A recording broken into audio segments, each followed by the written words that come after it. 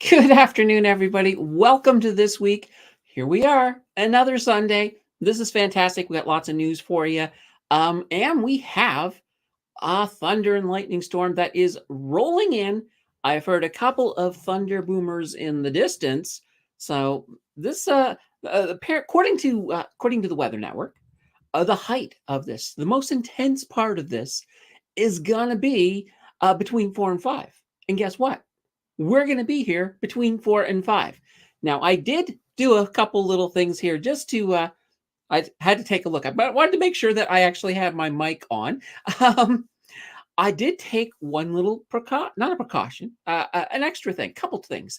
One, I turned off my side light because that way there, I didn't want it to, if we get a flash, I'd like you guys to see it because that'd be kind of cool.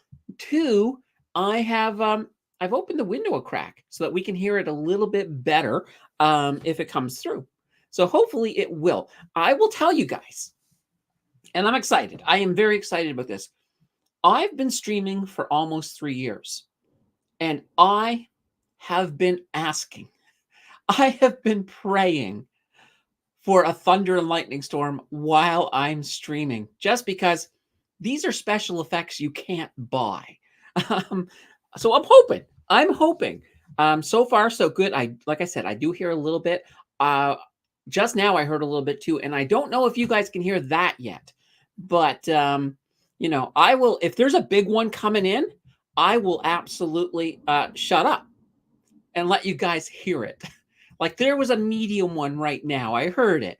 But if we get lucky, we'll get one right overhead and we'll get a nice big thunder boom. Now, as for power, I'm not anticipating losing power. And I'll tell you why. Most of the power cords in this neighborhood are underground.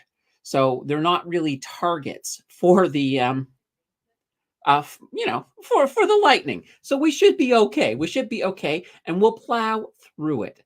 And hopefully we'll have some good visual effects. All right, as we get going.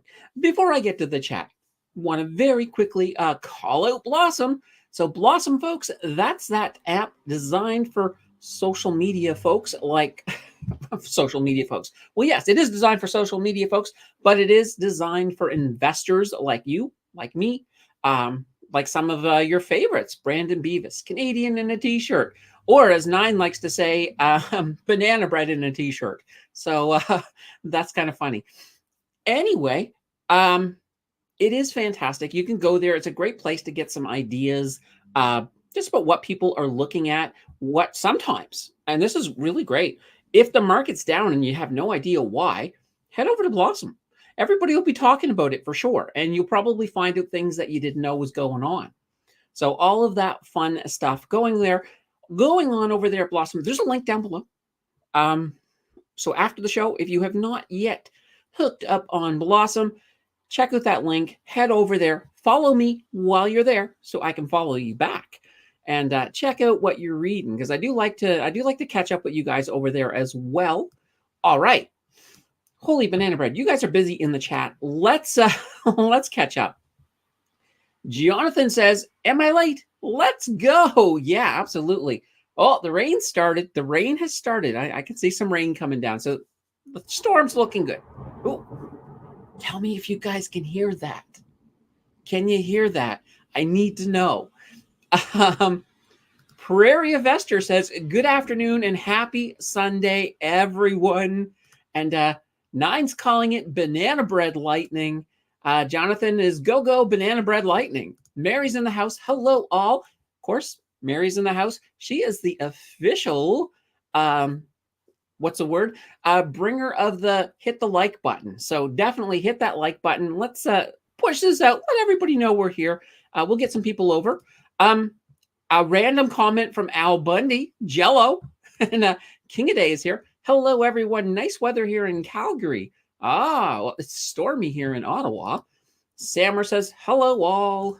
Bismarcky says, happy Sunday. Rainy weekend around the Toronto area all weekend. Same thing here, Bismarcky. Same thing here. And we've got Friggin in the house with Afternoon Candace and chat.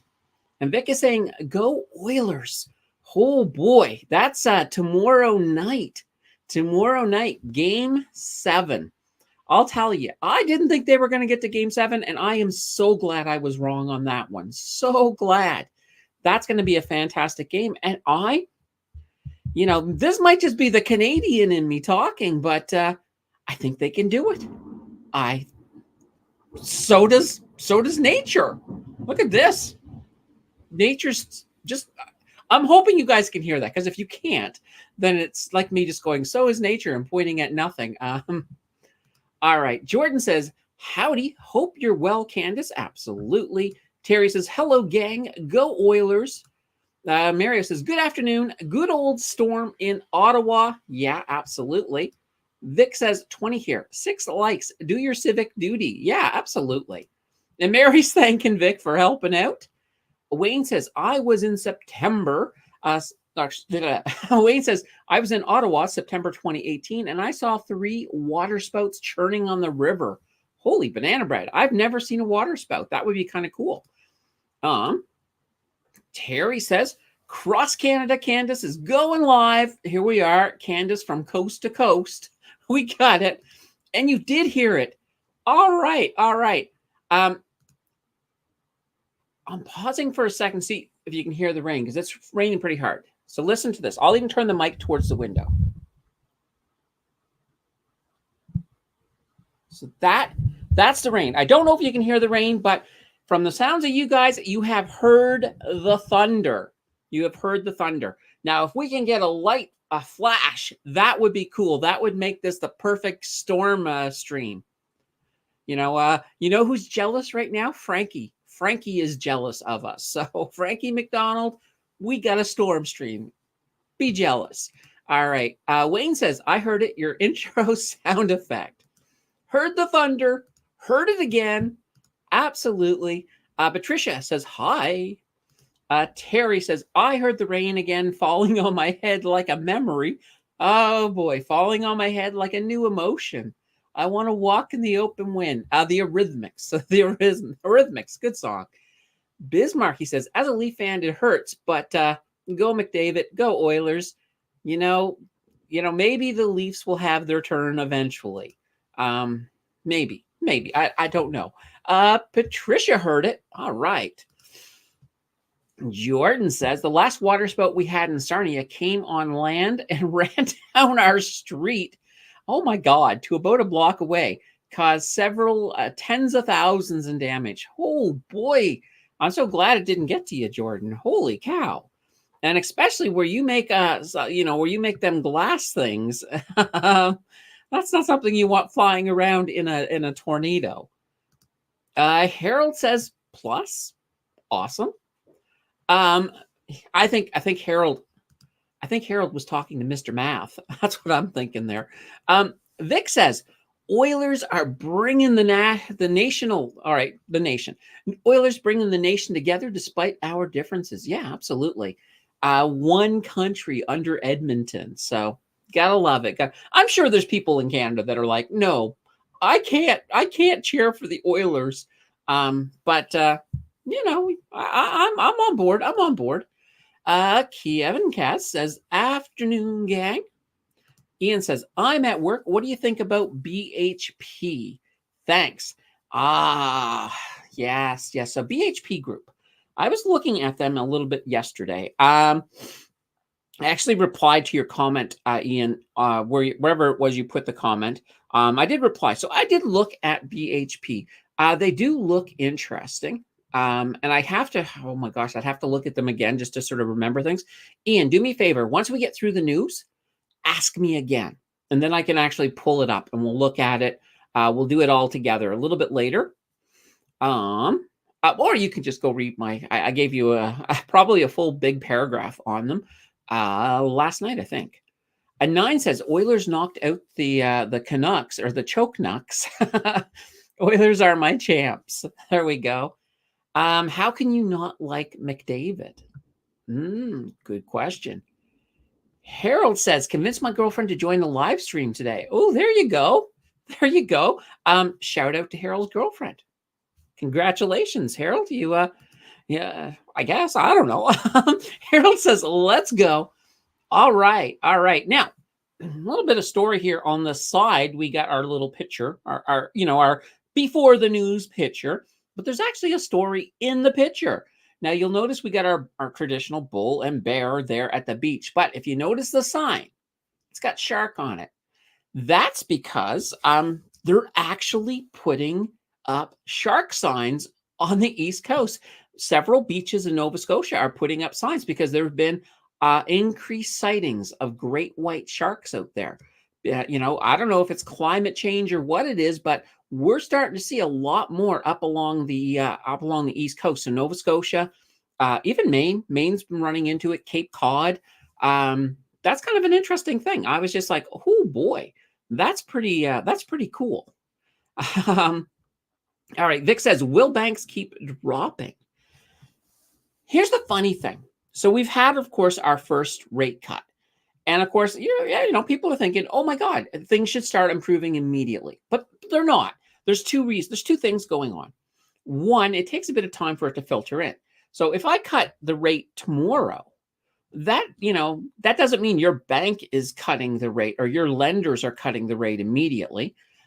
It means that they're going to probably pretty soon. But then you have to sort of wait until when's the next time you actually get charged interest. You won't see any difference until then at the same time. So that's interesting. But here's the other thing. There's a lot of people who are really concerned because they're sort of under that, they're in that camp where, oh my God, we're diverging from what the Fed is doing in the US. That's going to tank the Canadian dollar. And those people are making their opinions known on the market.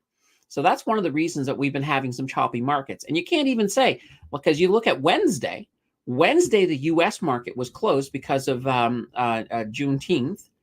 But, we were open up here and we had a red day. So just kind of a little bit of an idea of things that are going on. I have a feeling things will be a little bit choppy in Canada, a little bit, until we have a clear indication that there's going to be some rate cuts in the US. And as long as we get to a point where we don't cut again. Now, I have read, I think on BNN the other day, I was reading a few analysts saying, yeah, they're probably going to do July 2 and then wait. And I'm like, no, please don't do that. Please, Tiff, don't do that. If I had his home number, I would call him and say, Tiff, no, look, buddy, this is a bad idea. Don't cut again. Wait until the fall. Wait until the fall.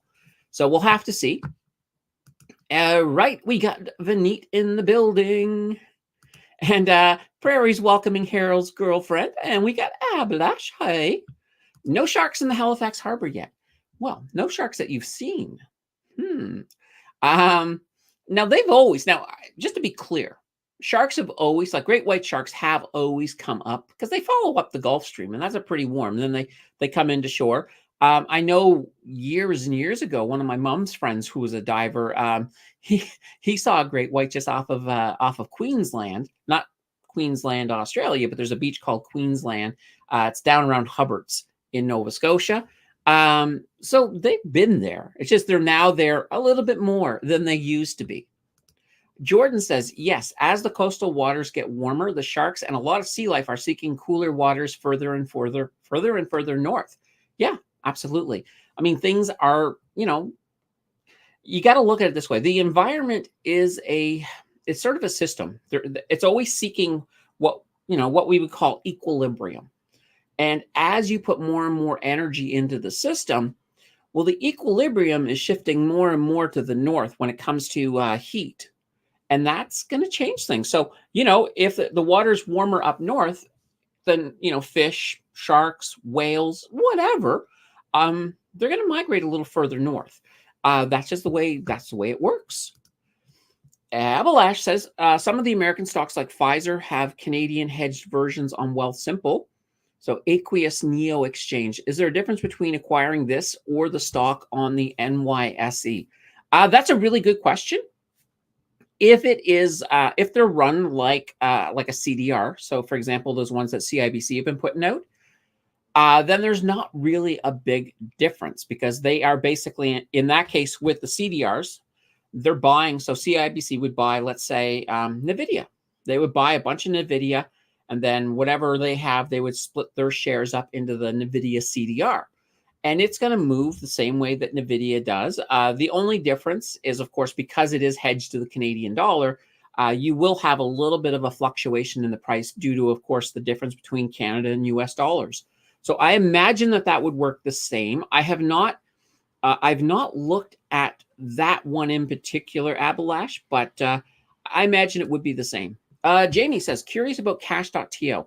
Having this in your TFSA, do you need to worry about taxes and capital gains? No, you do not. So inside your TFSA, it's tax-free. It's a tax-free environment. So it doesn't matter what something is paying you inside of that TFSA. If you're holding it in your TFSA, dividends, tax-free. Distributions, tax-free. Interest, tax-free. Anything, any kind of payment whatsoever is tax-free within that. So that would also include cash.to. So yeah, you don't have to worry about that. Al Bundy said, this is why I don't like investing in Canadian stocks. Okay, well, probably because of the currency change. Now, here's the interesting thing, and I have no clue. I'm going to put this out here. So we have, CDRs on the Canadian side for American stocks. You know, maybe there's a product in the US that is similar where it might be Canadian stocks, but it's all hedged to the US dollar to remove the Canadian currency. I don't know 100% if you have it, but it wouldn't, I was going to say surprise. It wouldn't surprise me, but it'd be interesting. It'd be interesting to find out. Now I kind of want to know, and I probably am going to have to go looking for that later to see if that exists. Al says it's good for dividend investing, though. And we got a bonjour from Good Vibes. Good to see you. Good to see you. And Vic says, my friend encountered some land sharks in the Caribbean. I'm not sure what a land shark is, but you know, well, I guess maybe if you ever watch those crazy sci-fi movies based on Sharknado, those are like land sharks or air sharks, or but yeah. Let's see. Looks like BNS and CIBC joining BMO and TD as they head lower. So yeah, so we've got some banks. All right, we actually started to talk about banks a tiny bit. So yeah, and it's fine. It's fine if the banks are coming down a bit more. I do know the banks, they are going to recover, but there's going to be some rough patches because we have all of those mortgages coming. You know, all of those renewals, we're going to have a lot of defaulting. It is going to happen. Now, they have been preparing for it, but nonetheless, it's probably still going to impact their price a little bit. And we're probably going to have lots of buy the dip opportunities on the banks. But when we get on the other side of this, it's going to be fantastic. Holy cow, it's really coming down up there now. It's going to be fantastic. I'm going to love it for sure. Land sharks equal working women. Oh, okay. I've never heard that before. Bismarcky. Land sharks are people on the beach trying to sell you things. Oh, when Vic said working women. Oh, okay. I think I got it. My mind didn't get there right away, Vic, but I think I got it. I think I do. The Thunder seems to have gotten it. Land sharks. All right, let's get to our first story. Let's get that up here. All right. Now I will mention in today's, I decided I love the beaver pictures. So I decided beavers in every picture. And there will be beavers in every single picture today. It's a beaver day. Yeah. We'll stick with that. All right. So auto tax, it's coming. And you guys may be wondering, well, what exactly is auto tax? So let's break it down a little bit. So the general idea is to offer an automatic tax filing system for Canadians with non-complicated returns. So if you've got pretty much straightforward returns, auto tax is definitely for you. So in a nutshell, basically this program, it's probably going to be run by algorithms, maybe run by AI. I do not know, but it is going to do your taxes for you. And then it will also, while it's doing your taxes, it will then make sure that you are getting any credits that you are entitled to. So we're talking carbon rebates, Canada Child Benefit, GST rebates, all of these things. Now, here's an interesting thing. So right now, it's estimated that 172,210 families just didn't apply for the Canada Child Benefit, which they would have actually been eligible for. So that actually works out to, and the Canada Child Benefit, it works out to $7,437 per child. So that's a lot of money. That's just not being, people are just not claiming it. And these are the same people who are complaining about food, not being able to feed their family and things like that. You gotta take these. You got to get your carbon rebates. You got to get your family, your Canada Child Benefit, your GST rebate. If you're in that income group, you want to be getting these. So apparently in Canada, if you don't have any, not apparently, in Canada, so if you don't have taxable income or the government, or you don't owe anything to the government, you don't have to file your taxes. It just means that you're not going to get any of your benefits. So it's kind of that way. That, like, the government's only looking for people who owe them money. Those are the only people they want. But they are thinking that pretty much billions of dollars, like this, going to the auto tax. It's going to it will actually cost the government billions of dollars, not extra billions of dollars that have already been allotted for all of the benefits that people haven't been grabbing. So, they will definitely pay out quite a bit, which is kind of huge. Now, we don't know yet when this is going to become official, this auto tax, when it's going to go live. But the CRA, they are going to roll out this summer a pilot project, basically to test it out. And I think the date of implementation will probably come from the pilot project. So it's probably, for most of us, years away. And honestly, for I think a lot of you guys, you probably have more complicated tax returns than what the auto tax is going to cover. So you're probably in that. I know I'm definitely in that group where I will have to still do my taxes myself. But it could be interesting. It could be very, very interesting. And yeah, and I mean, the other thing, my understanding too, with the way this will work is they'll just automatically do it. I think you probably have to enable it. But once you enable it, you just don't have to do your taxes. It's all done automatically. Nothing from you. And then, of course, if it does your taxes and you disagree with your notice of assessment, you will then have the option to go and redo your taxes yourself. And see if perhaps you do get a different answer, or perhaps they missed something like a deduction that you have. So just something to keep in mind. All right. Ken says, do you think RBC Investees is a good vehicle to invest in a TFSA, or are there better options like Wealthsimple? Here's the thing. The big banks right now, I mean, I don't know what the actual commission charge is on RBC. Somebody know what that is? By the way, just throw it in the chat. But that's the issue. So if you're doing an investing right now, I would say go with a commission-free. So Wealthsimple or National Bank, or I mean, if you like, I think Desjardins is also commission-free. I think there's also what is that? Mogo is another commission-free one. But I have personal experience with Wealthsimple and National Bank. I do like them both. However, I'm actually going to take a shot at National Bank for one thing.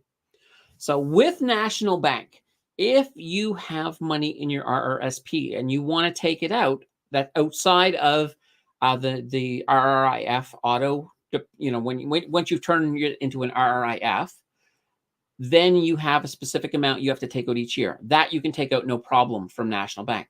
But National Bank makes it a little more difficult. So, you will have to, of course, pay withholding tax. And that goes with any place. But they also charge a $50 service fee if you are pulling out of your RRSP. Wealthsimple does not do that. The only time Wealthsimple will charge you a $50 sort of RRSP service charge is if you're moving it to another broker.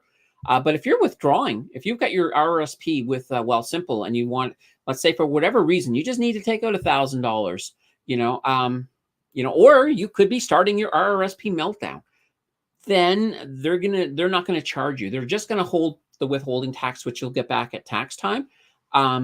But you will be paying $50 if you have National Bank. So Wealthsimple does win in that one little category.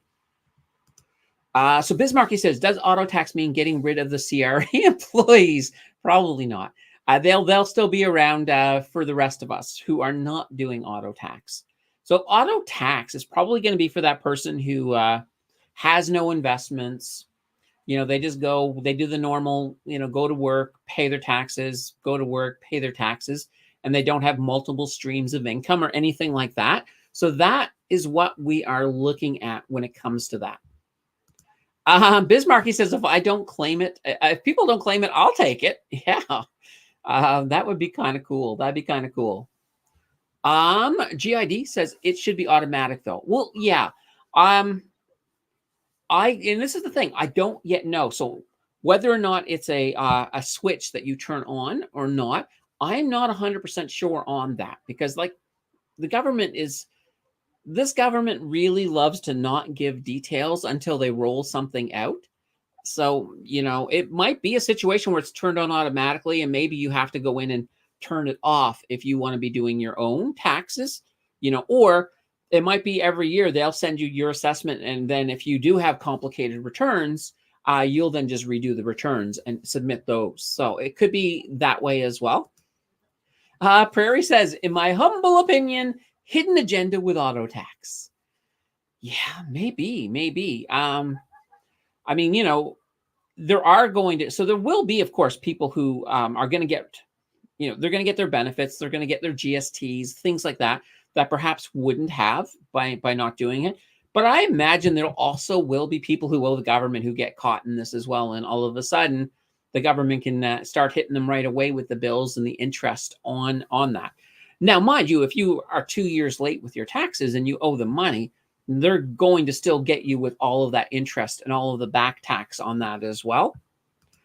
And we got a CC. Hello. So if I buy and sell a stock multiple times, how, why, when do I get all dividend payments per year? Okay. So let's go back. First of all, there was a question the other day about eligible dividends. So I'm going to hit your question, CC, but I want to hit the eligible dividends because that reminded me. So somebody was asking, okay, if I have a Canadian eligible dividend, but I buy it and then I sell it too fast, does that make it ineligible? So I had answered the other day that I didn't think it did. I really didn't think it did, because I've never seen anything like that in anything I've run into. But I said, let me park it, because I wanted to go and double check. And I have done that. And yes, you can sell eligible dividends as fast as you want, or eligible stocks that provide eligible dividends. That doesn't impact. So if you buy it, let's say you buy it and the next day is the ex-dividend date, and then you decide to sell it a couple of days after, because let's say you're doing dividend capture, those dividends would still be eligible dividends. And this is, of course, we're talking outside of the TFSA, because you don't even have to worry about dividends inside of your TFSA. So now we're coming to CC's question. So if you're buying or selling a stock multiple times, how, when, why do I get all dividend payments per year? Okay, so there's a couple of ways that you can do this. So when you're talking about dividend capture, the way dividend capture works is if you buy basically the day before the ex-dividend day, because on the ex-dividend day, that there is the day that pretty much when the stock market opens on the ex-dividend day, whoever's name is on, so the person's name on record, that's the person who's getting the dividend. So if you buy the day before the ex-dividend day, you can technically sell 1 minute after the, or even 1 second after the market opens the next day. You've already secured that dividend.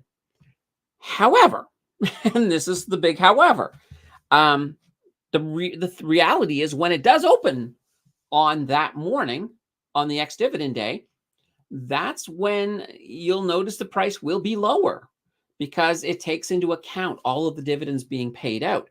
So technically, the price, the market cap drops by about the amount, about the amount that all that they're paying out, the full amount. So technically, the second it opens, it should be, if you sold it, you should almost make nothing on that dividend. So normally, with a dividend capture strategy, you need to hold on to it for a little bit. And how long is, it's not based on a time frame. Like I can't say, hold it until noon, because it depends on that stock.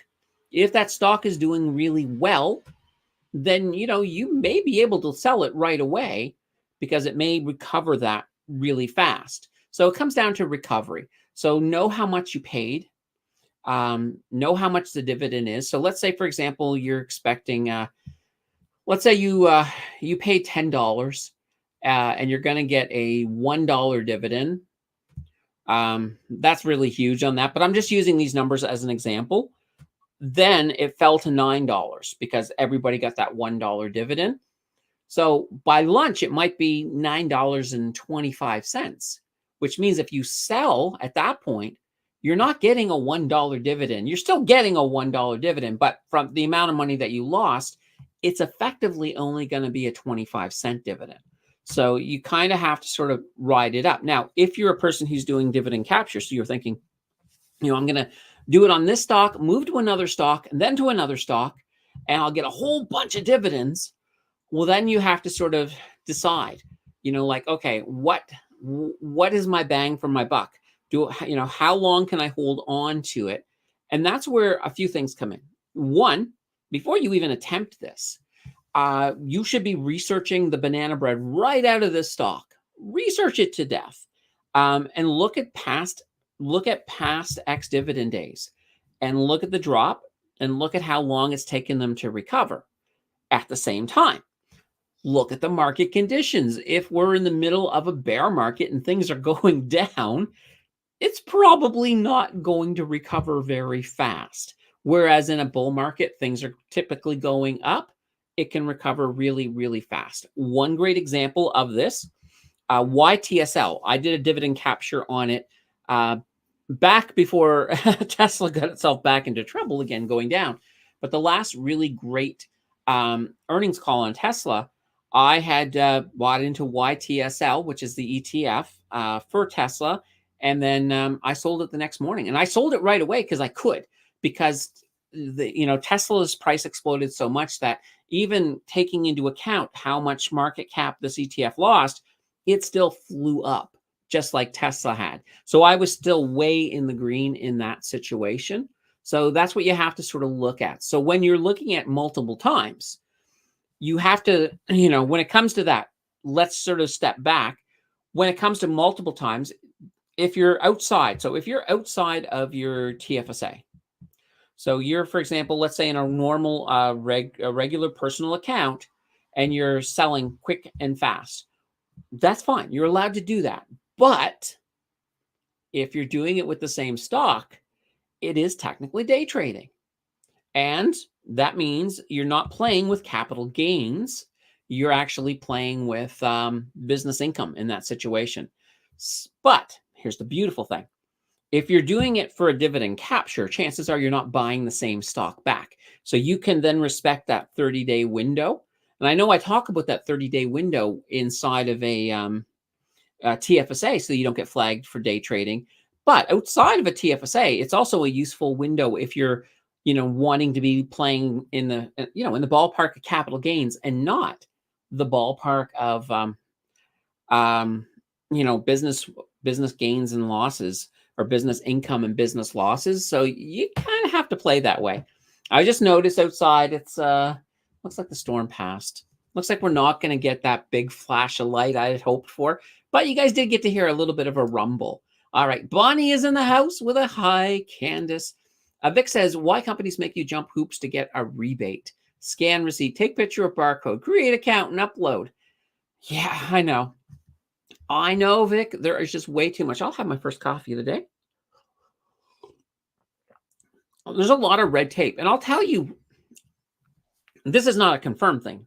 And this is almost a conspiracy theory. But I think a lot of companies make it as hard as possible because some people are just like, I'm not jumping through all those hoops, and they just give up. And then that means the company saves money. Some companies I'm convinced do it, but I can't be 100% sure. All right. Al says, I'm going to use National Bank when and if I open an account. Oh, there we go. Yeah. I mean, I do like National Bank. Like I said, the only issue was that $50 charge if you're trying to pull out of an RRSP. Al says, and I am going to make National Bank swallow that $50 fee when I convert to RRIF. So I will just bring it elsewhere. Yeah, absolutely. King a Day says, yeah, RBC Investees charges 0.5 cents on AUM, and you don't have to say in when you don't have to, and you don't have a say in when they invest you in. Mostly they put you in a regular index fund, so it's not worth it. Oh, okay. Okay, now I understand. So this investee, I was thinking of the broker. I wasn't really thinking of it as being, okay. Oh, it's not investees, it's investees. Okay, so it's more like a is it kind of a robo investor, King a Day?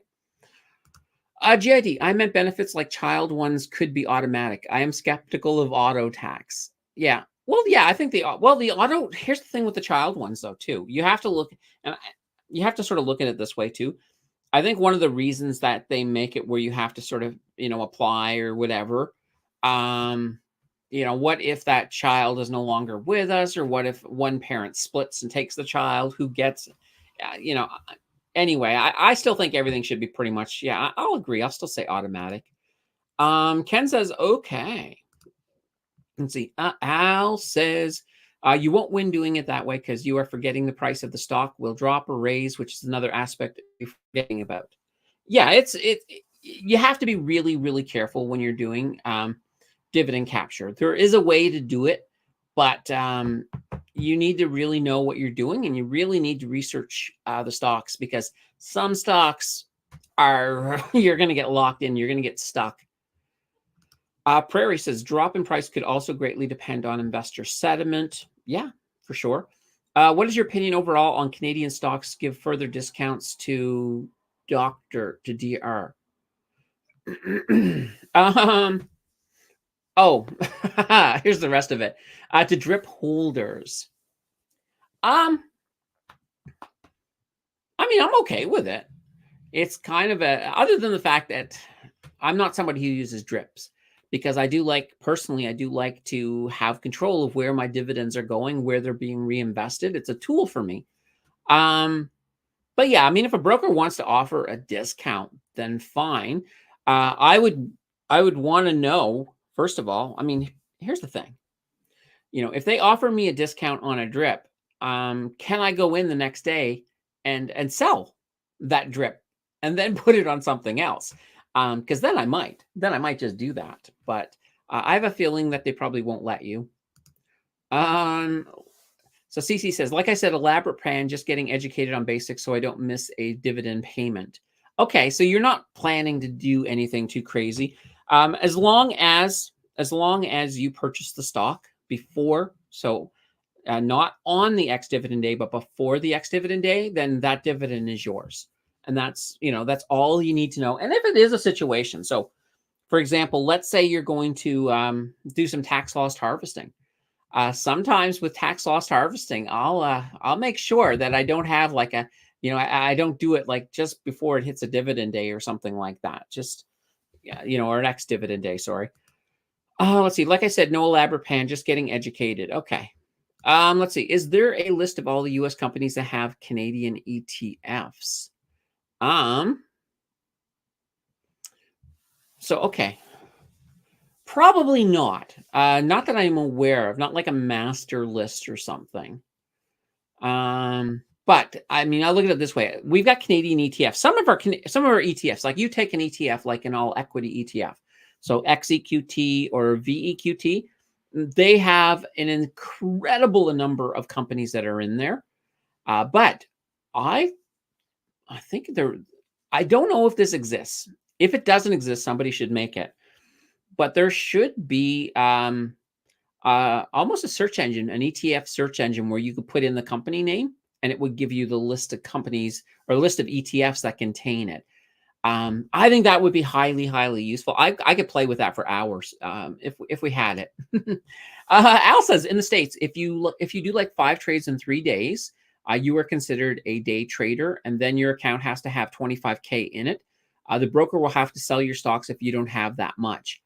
Wow, that's crazy. That's yeah. Whoa. Um, Luckily in Canada, it's our definitions of day traders are a lot are a lot looser than that. Oh, I do hear thunder again. Maybe there's a second round coming in. Wayne says, Mind Games does not give you a refund on a return item. Your refund becomes a credit in your new account. No refunds. Oh, okay. There we go. Terry says, what's the Mountain Team opinion of Canadian dividend stocks that offer a discounted drip held stocks? TELUS comes to mind. So, I mean, and here's this thing.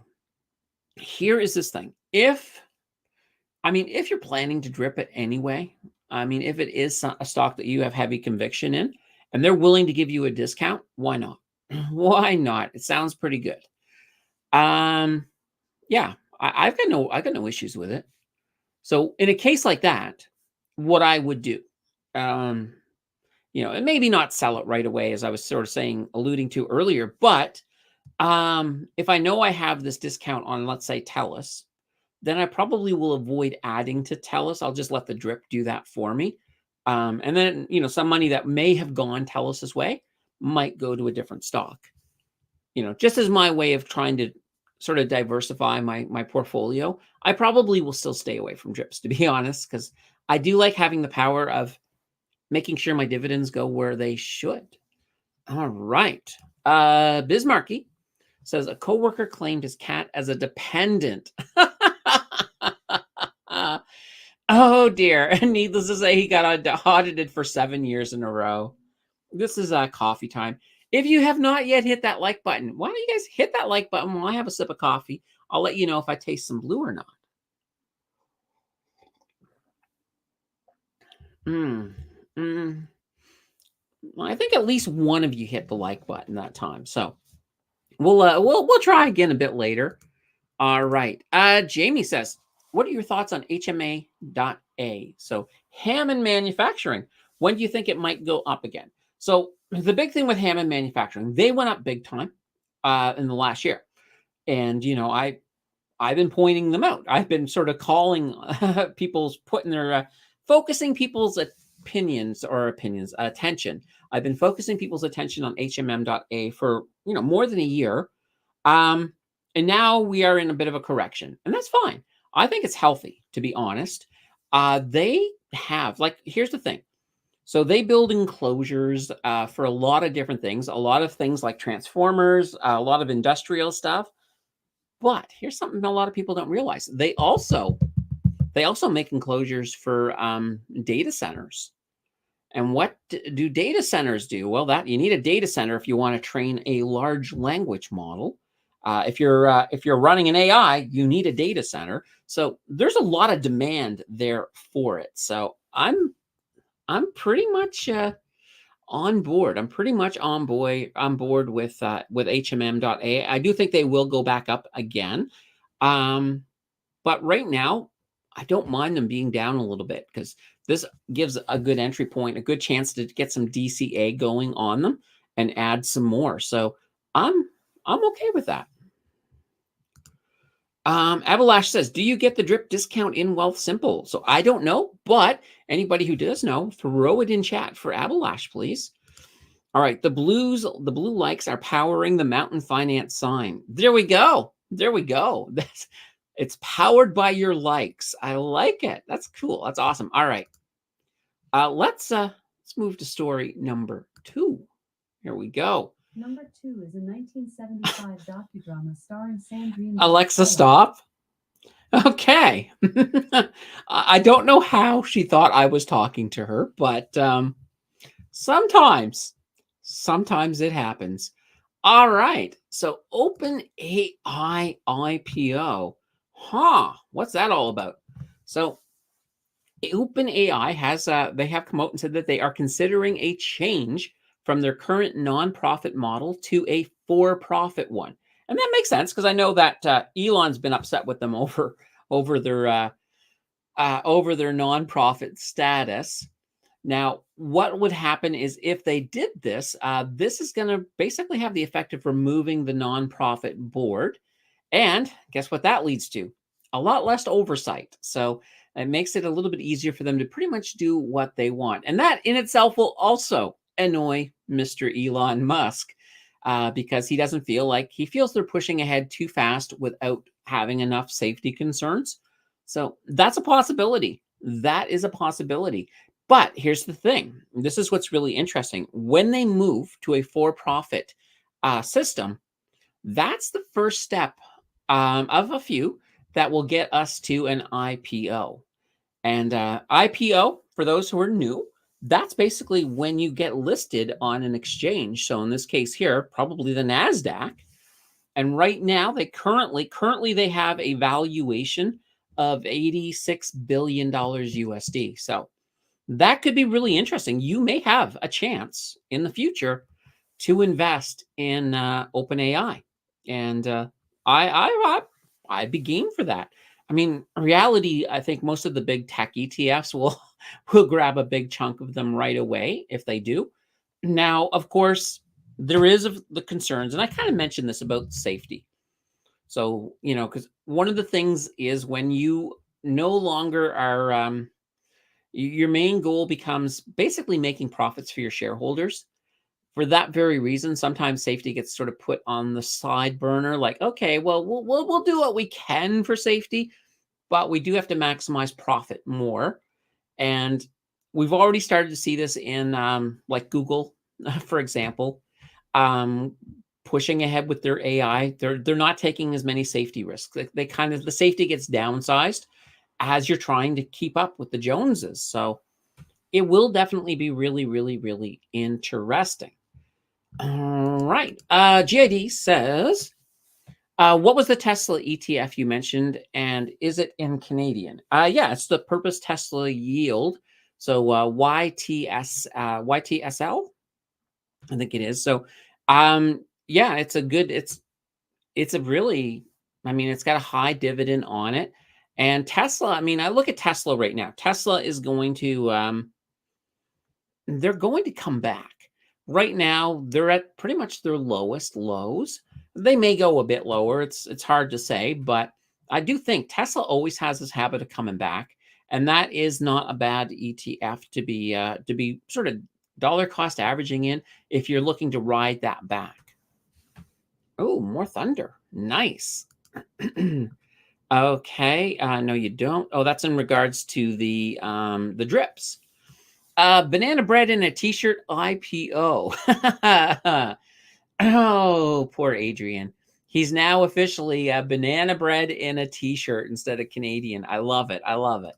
Abalash says, when do you see Boeing returning to positive trend? I think, I mean, I do like Boeing. I think Boeing still has a lot to offer. They're in that situation where they kind of are typecast, like, with some of the issues that they've had with some of their planes. But they've got a lot of planes that there's been no issues with. It's just that when the press gets their hooks into some stories like what's been going on with Boeing, they run with it. So eventually that will fade out of the news cycle, and that will, of course, will lead to investor confidence going back up. So yeah, they'll definitely come up. Could you look at a stock, ELF? Is that the stock name, ELF? ELF? We'll do that after. Let's get through the news.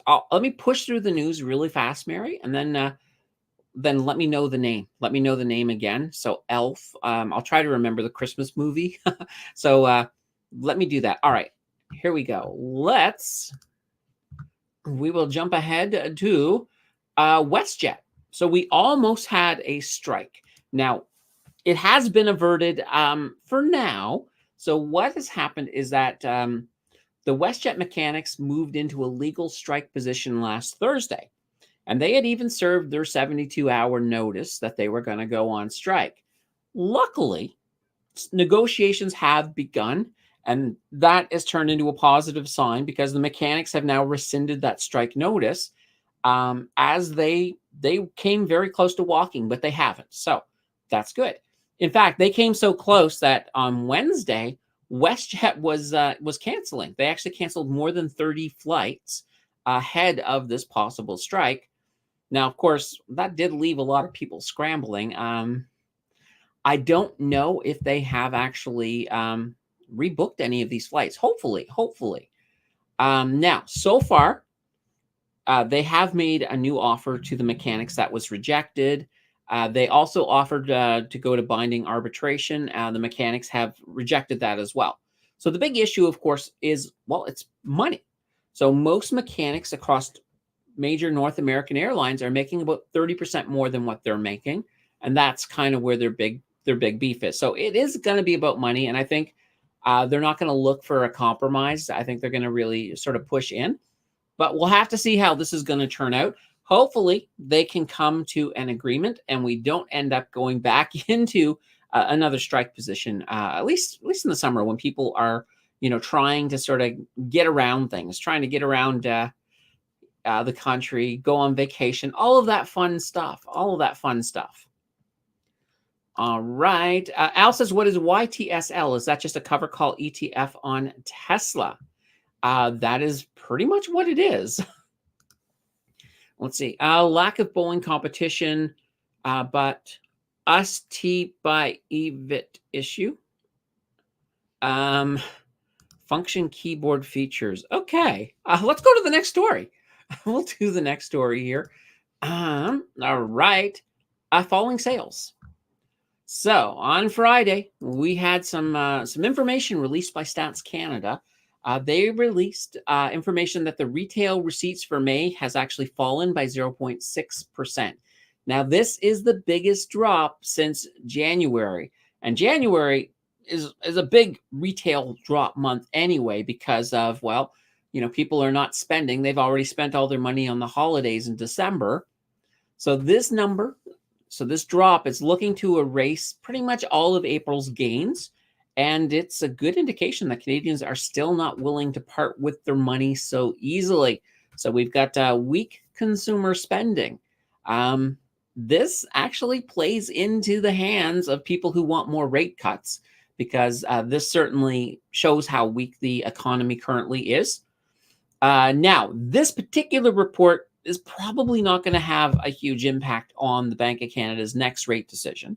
Because as we said, it's kind of like a sneak peek. There's an official report that will come out.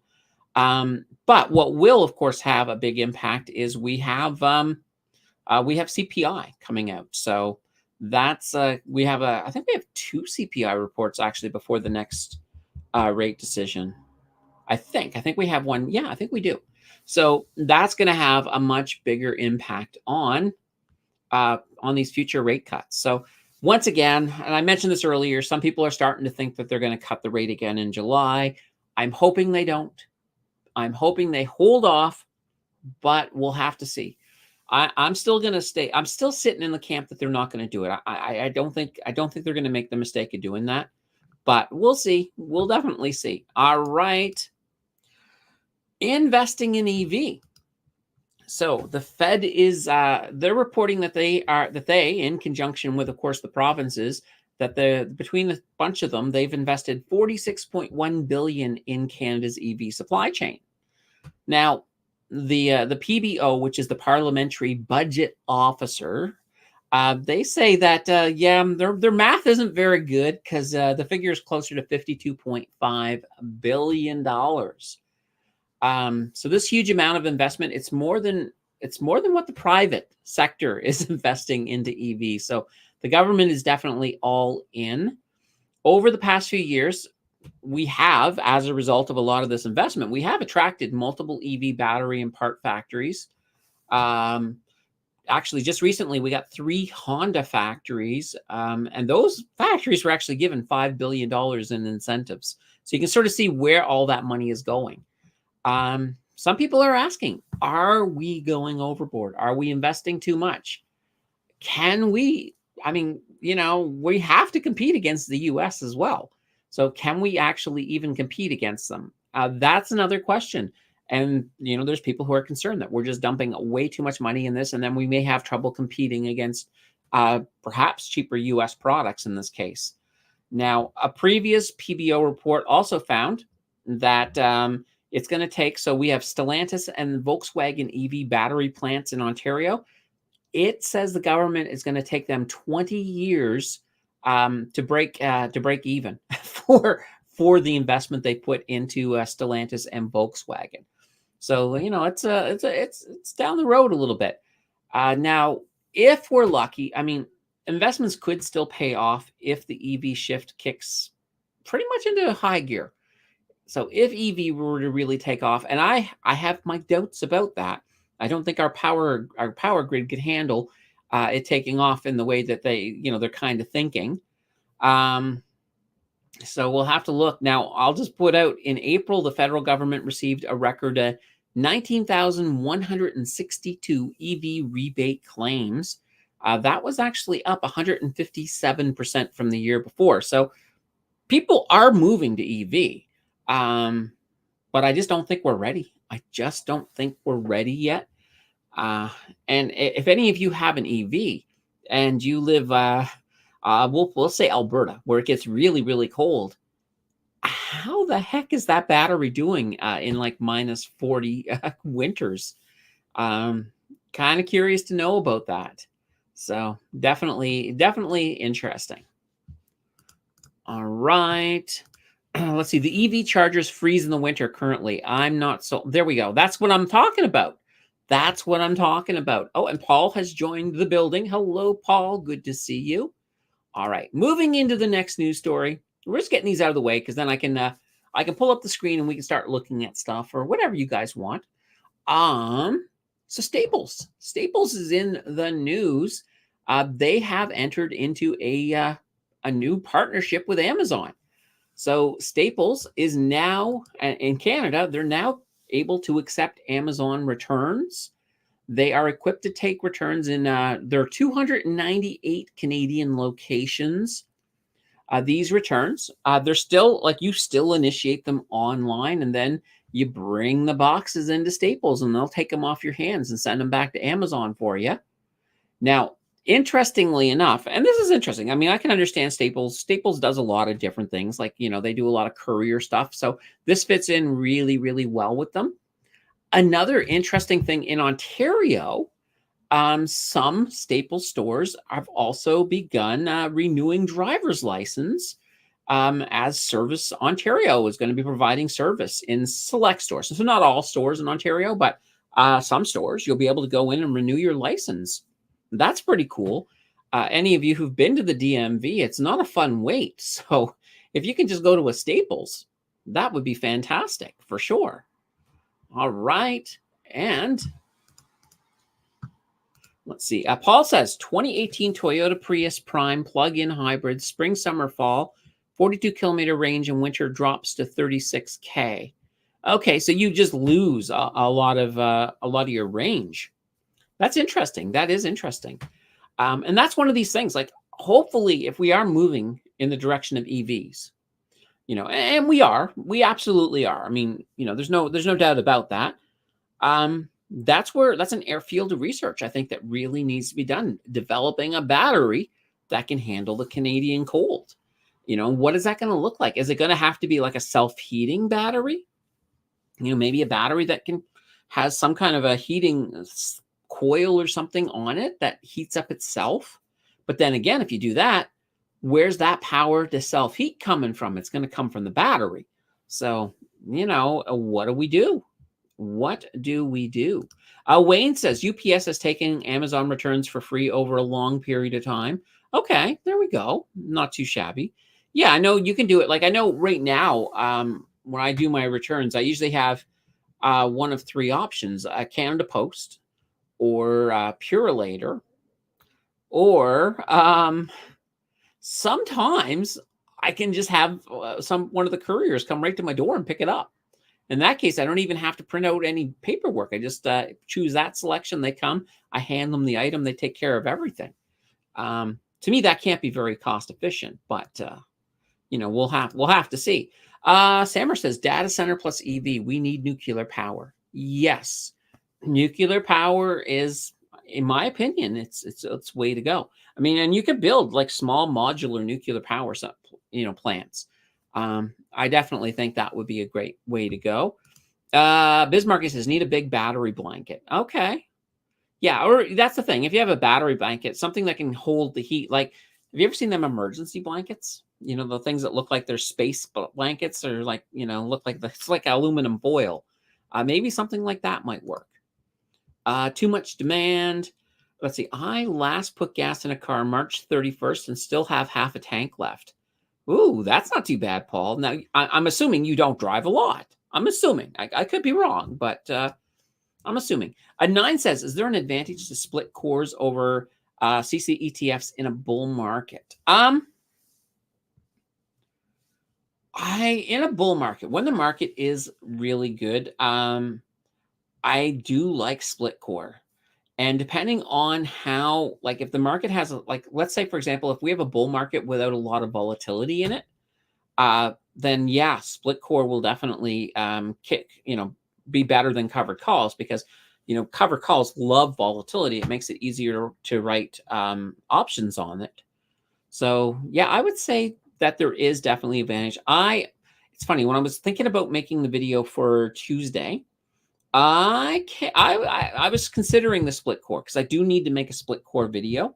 So that is on my mind. We're probably going to see a split core video definitely before the end of July. So, July, there will be a split core video.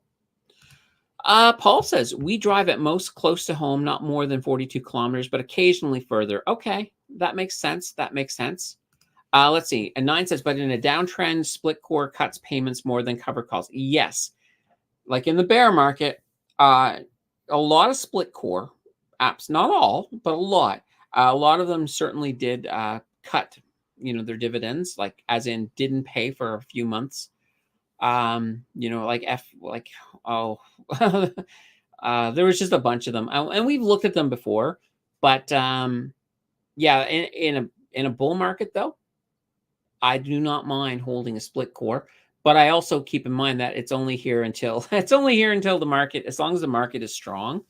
A couple of the exceptions are like ENS, for example. That's E-split core. They only hold Enbridge, and but you got to look at it here. Look at it this way: when you look at Enbridge, even in the bear market, they came down, but they're still a solid stock, and there's still a good volatility, because energy moves the way energy does, whether you're in a bull market, a bear market. It's almost like it has its own bull and bear cycles. And as a result, like ENS never cut. Some of the bank split cores, same kind of deal. So definitely like that. Let's see. Sammer says, any stock ETF on nuclear power sector? There were, of course, the uranium royalty that we looked at before. They certainly touch on that sector. I don't know if there's a particular ETF that dedicates fully to that sector, but I'll look a bit deeper into that, because that would be kind of an interesting thing to look at. All right, let's get to our next. We're getting rid of these news so I can pull up the thing. This is actually our last news story, and then I have one little story in the crypto side. So Canadian green hydrogen. So Canada has a goal to become, one of the top 3 green hydrogen producers in the world by 2050. So it's a pretty lofty goal, but it is doable. Overall, countries are not producing green hydrogen fast enough to make a serious dent in the world's net zero goals. They have a 2050 goal, same year, of net zero. It's not going to happen, but it's a good goal. Now, Canada is hoping that they can actually change that and start to make a little bit of a dent. And, the reason for that is that we have all of the raw materials for green hydrogen, which is basically biomass from feedstocks. And you can guess what biomass is. We have lots of that in abundance for sure. And we have ample water. So those are the components that we need to make green hydrogen. Now, since Canada launched its natural hydrogen strategy back in 2020, we've got about 80 low carbon hydrogen projects have been announced. But the big issue we've had is, well, once again, this is Canada, so red tape and, of course, labor shortages. Those have not helped us move quick enough. However, over in Newfoundland, they have approved the construction of our first commercial scale green hydrogen plant. And once it's operational, it's expected to pump out about 210,000 tons per year. So that's going to be interesting as we move more towards green hydrogen, at least with this.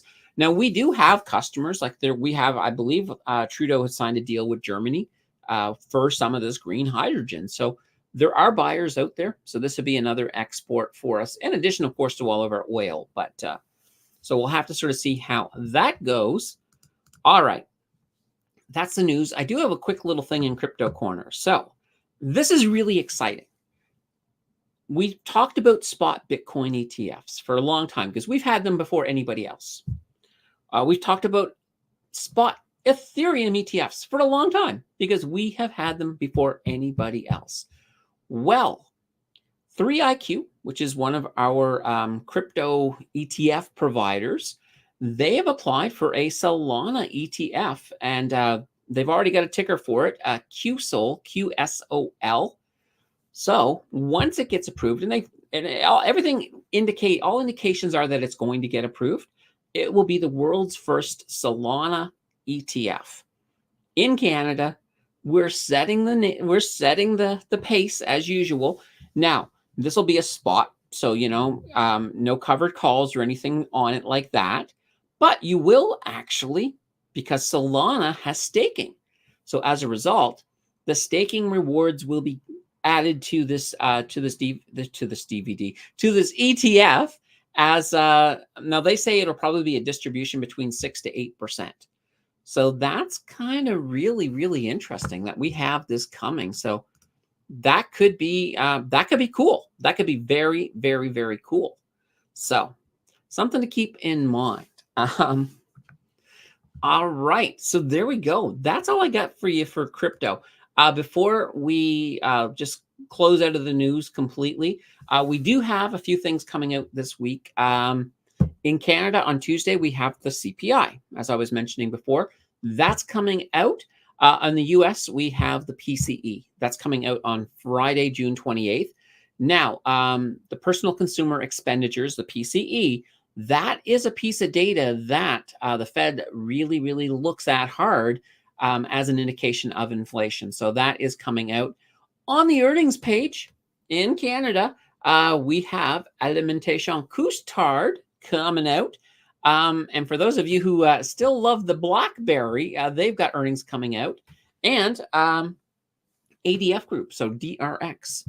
That group I added recently to the challenge. They're having some earnings come out this week as well.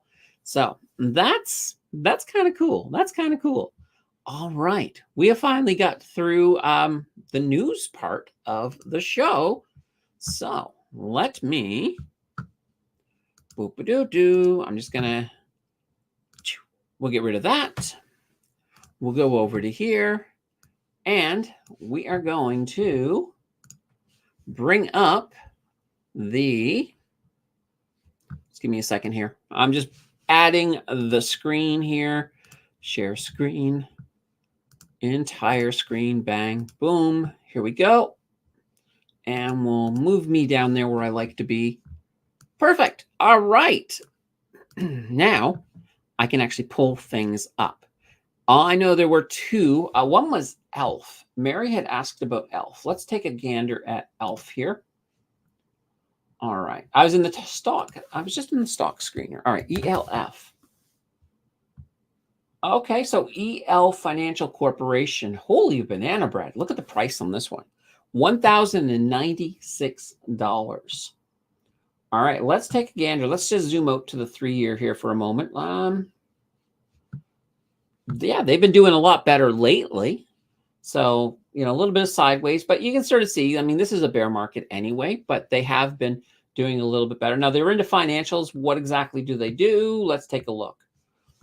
Let's see. So they operate as an an investment and insurance holding company. Okay, that's interesting. All right, so I'm going to take a look here. We've got a small dividend quarterly. That's fine. Okay. Let's take a gander over here. I always like to take a look. Oh, not oh, Elf Cosmetics. Okay. All right. We were looking at the wrong company. Whoops. ME. Come on. Oh, helps if I spell it right.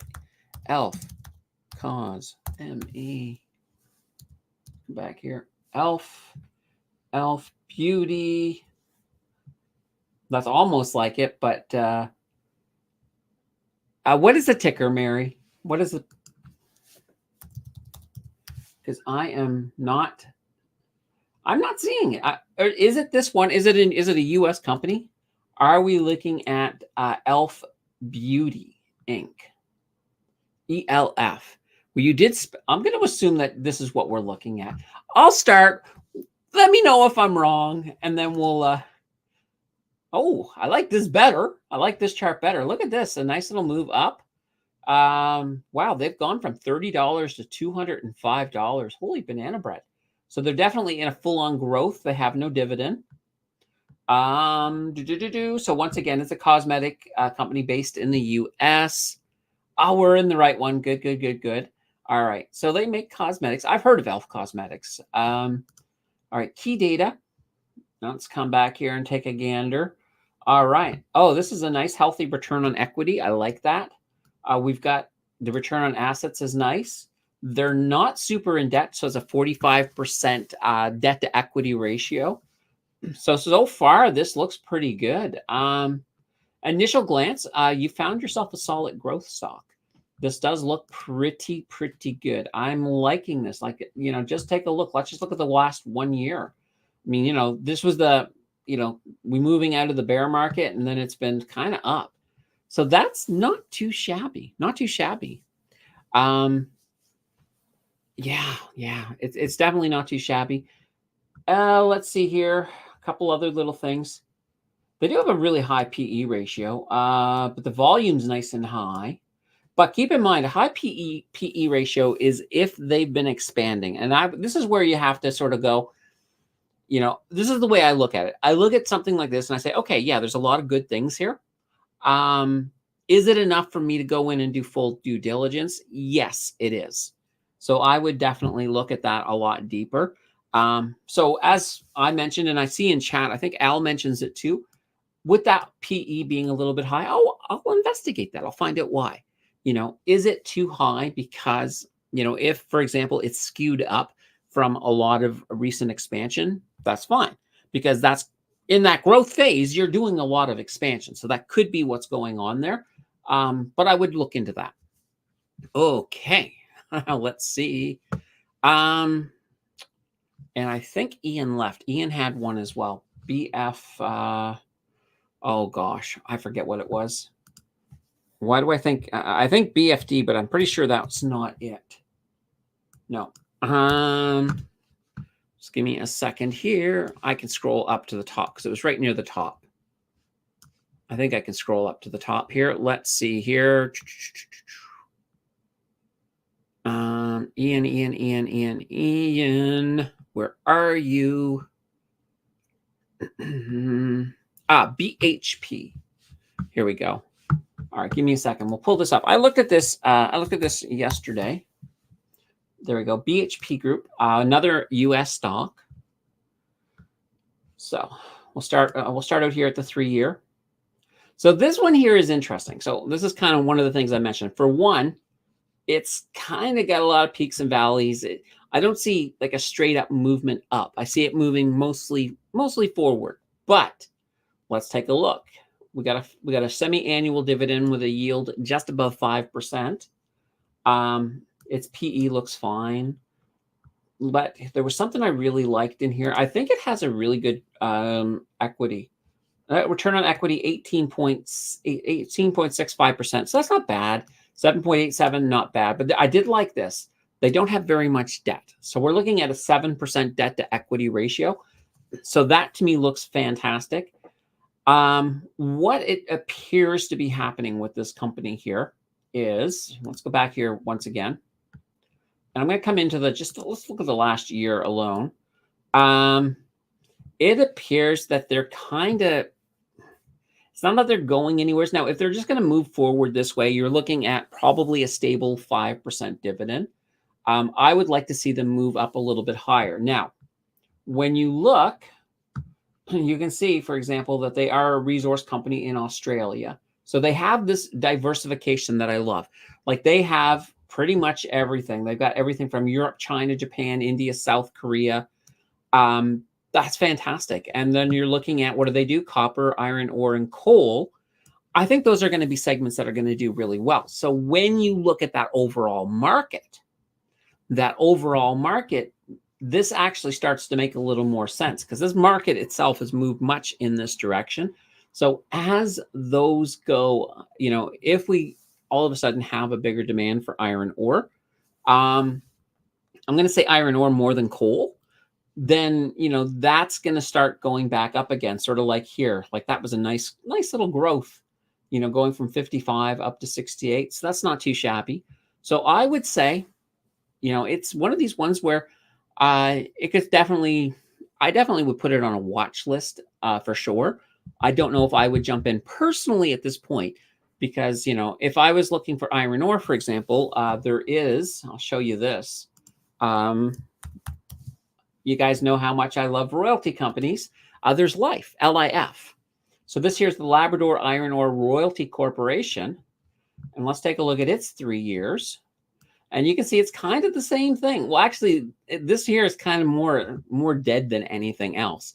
But because they're a royalty, these guys do offer a much bigger dividend. So 15% right now. But, and I'll show you guys this. That 15% is just on the current month. This dividend moves a lot. So you can sort of see right down here, if they have a bad month, you get a 50-cent dividend. If they have a good month, like last month, $1.10. Well, that's technically current, because that's going to come out on July. They have moved. Now, they have in the past, at one point, they had a $2 dividend because they had one really good month. I can't see if we can find it here. Like, look here. $2.10. And people were all excited then, but it is one where the dividend moves quite a bit. All right. Now, let me get back to where we were. Right here. What is a split core? So a split core, in a nutshell, is a company will basically create two stocks.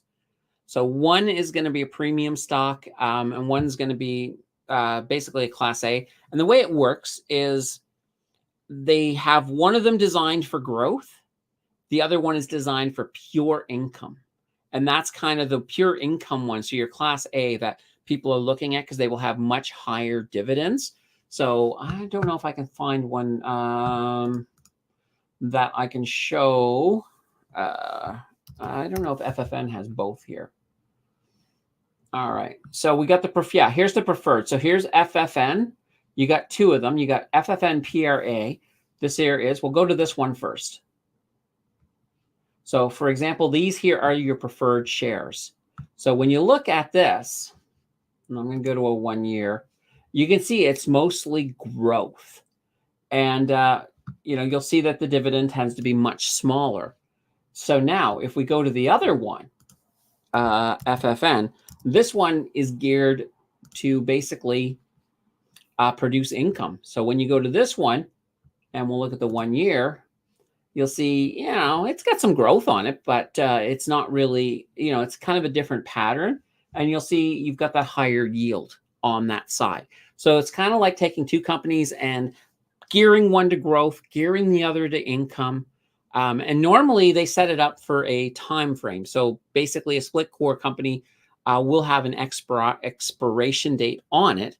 Once you hit that expiration date, either the company gets dissolved or they extend it. In most cases, they extend it. I can't even recall an instance where the company got dissolved. But I will be doing a video on these, and I'll break down the whole thing, how they function, how they work. all of that jazz. All right. VicVin, did I miss any DeFi news? It seems to have hit support in the 1.8s. Do you like this or Bitfarms more for the BTC move upcoming? So yeah, it's an interesting thing. So right now, and this is kind of another, I guess, Bitcoin story. So one of the things that has been, when people have been looking at Bitcoin, they're like, okay, why is the price still in the, in the basement at this point? Well, the new basement, because right now where they're at in the, in the low 60s, that's insanely good compared to where they were at just a year ago. But one of the reasons right now is that while miners are waiting for the price to finally reflect the halvening, well, they need to make money and they need money. So what they have been doing is they have actually been liquidating Bitcoin to keep themselves going. So a lot of the selling pressure that has been around has basically been because some miners, not all, but a lot of miners have been liquidating Bitcoin just to sort of hold off until the until the price really rebounds. Like there is quite there's a bit of a supply shock out there.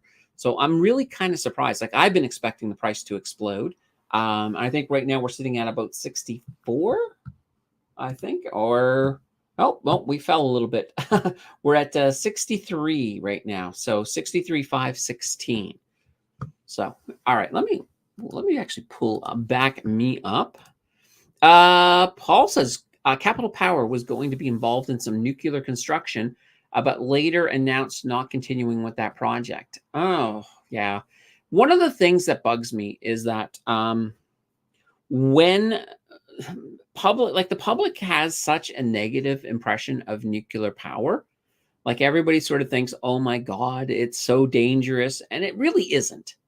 When it's dangerous is if you build it like on a fault line, or you build it on a coast that's prone to tsunamis. Yeah, those are not great choices. But when you go inland, like especially North America, like Ontario is perfectly safe for nuclear power. Maybe I wouldn't build one like near the if I was going to build one in BC, I probably wouldn't build it near Vancouver downtown, not downtown, but towards the ocean.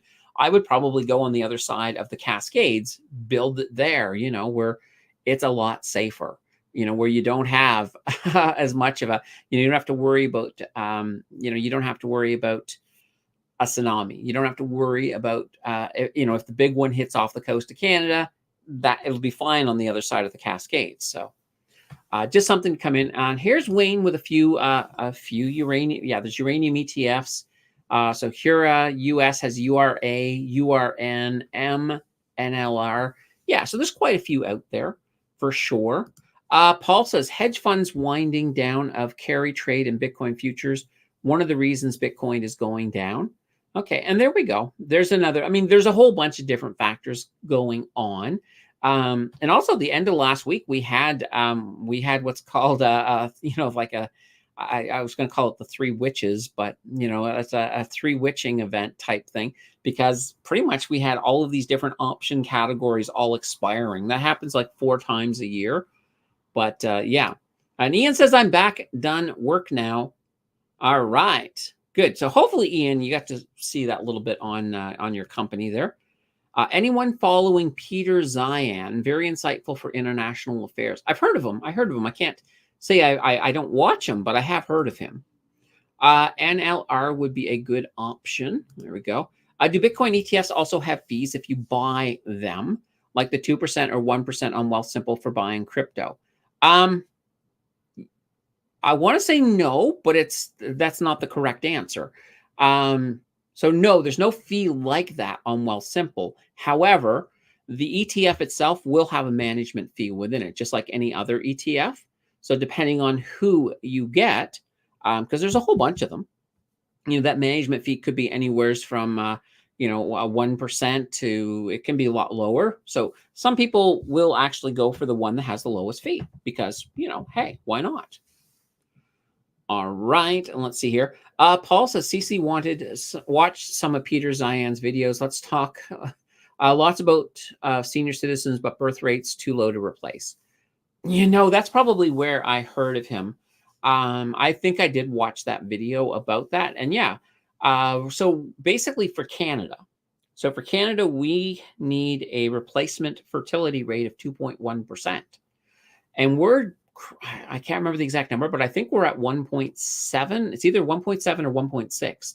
So that's one of the reasons that we have been cranking up the immigration to try to make up for the shortfall and the fact that we're not having enough children. So just something to keep in mind. All right, slowly getting caught up here. Let's see, GID, Bitcoin ETFs have no fees from your broker, just the internal. Yeah, that's exactly what I was mentioning.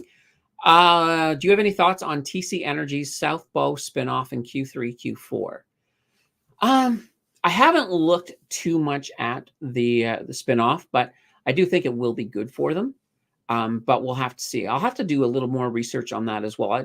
TC Energy is one of these companies that I know, I know of. I look at them every so often, but I haven't looked at them in the last little bit. So I don't have a lot of details on that spinoff, but we'll see. We'll have to see. Let's see. CC says Zhan also good for country resources and trade updates. All right. Let's see. Do spinoffs sometimes do worse after the spinoff? Example: the source company gets some money out of it, like J&J spin out of the consumer segment, or TELUS spun out of TEL. Yeah. It's hard to say. It really comes down to the company. So, usually with me, one of my favorite examples is when you look at the old Brookfield Asset Management. So you had BAM.A, and then they basically changed into Brookfield Corporation BN, and then the new Brookfield Asset Management BAM. Now in that situation, technically BN would have been the old BAM, and the new BAM would have been their spinoff if you look at it from that perspective. And it did a lot better because, one, BN took all of the debt. So the new BAM started with zero debt and all of the premium assets. So that way it was like stacking the deck so that one would do much, much better. While BN, I mean, they've got the debt, but they're looking at more long-term growth. So, and they wanted the new BAM to be a premium asset or a premium stock. And that's kind of the way they looked at it. All right. 9 says, I was thinking of getting ENS split core, but then went with ENCL, high dividend and more diversification. Yeah. I do really like ENCL. So I would say that's a good play right now. See, these leverage, and this is the thing. When we're looking at covered call versus split core, there's also covered call leverage. And that, they're relatively new, but, they do have some potential to do some really good returns. Time for some coffee, folks.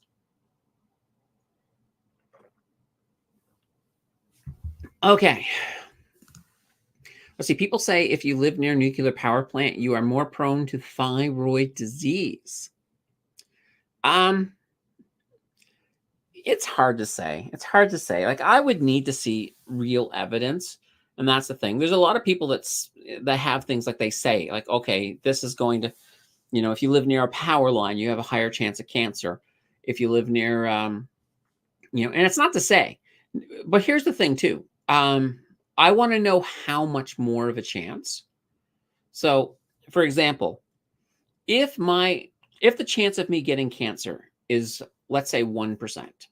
So let's say I have a 1% chance of getting cancer, and I move next to a power line, and they're like, oh, that increases your chance by 10% of getting cancer. Well, what does that mean? That doesn't mean I have an 11% chance of getting cancer. That means I now have a 1.1% chance of getting cancer.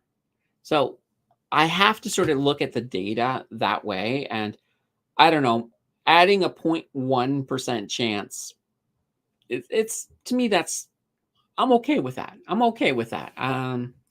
The odds are still way, way in my favor. Now, I think, of course, keep in mind, I just used the 1% as an example. I think people have a higher percent chance of getting cancer in their lifetime than 1%. So I just want to put that out there. I was just using that as an example. Avalash says, Is lithium a good buy right now? Yes and no.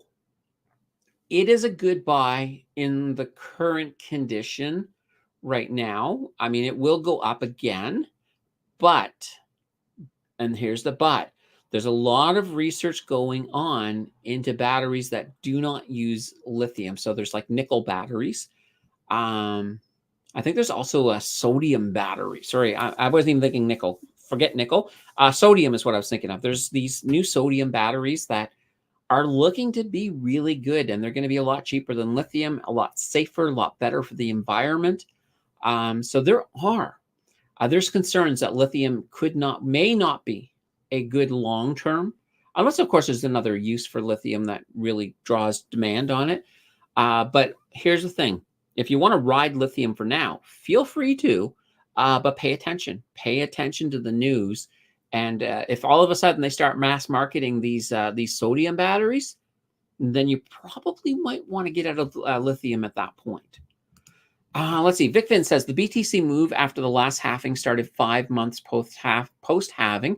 We're only 2 months out, and DeFi or BitF. What do you prefer for the move if and when it happens?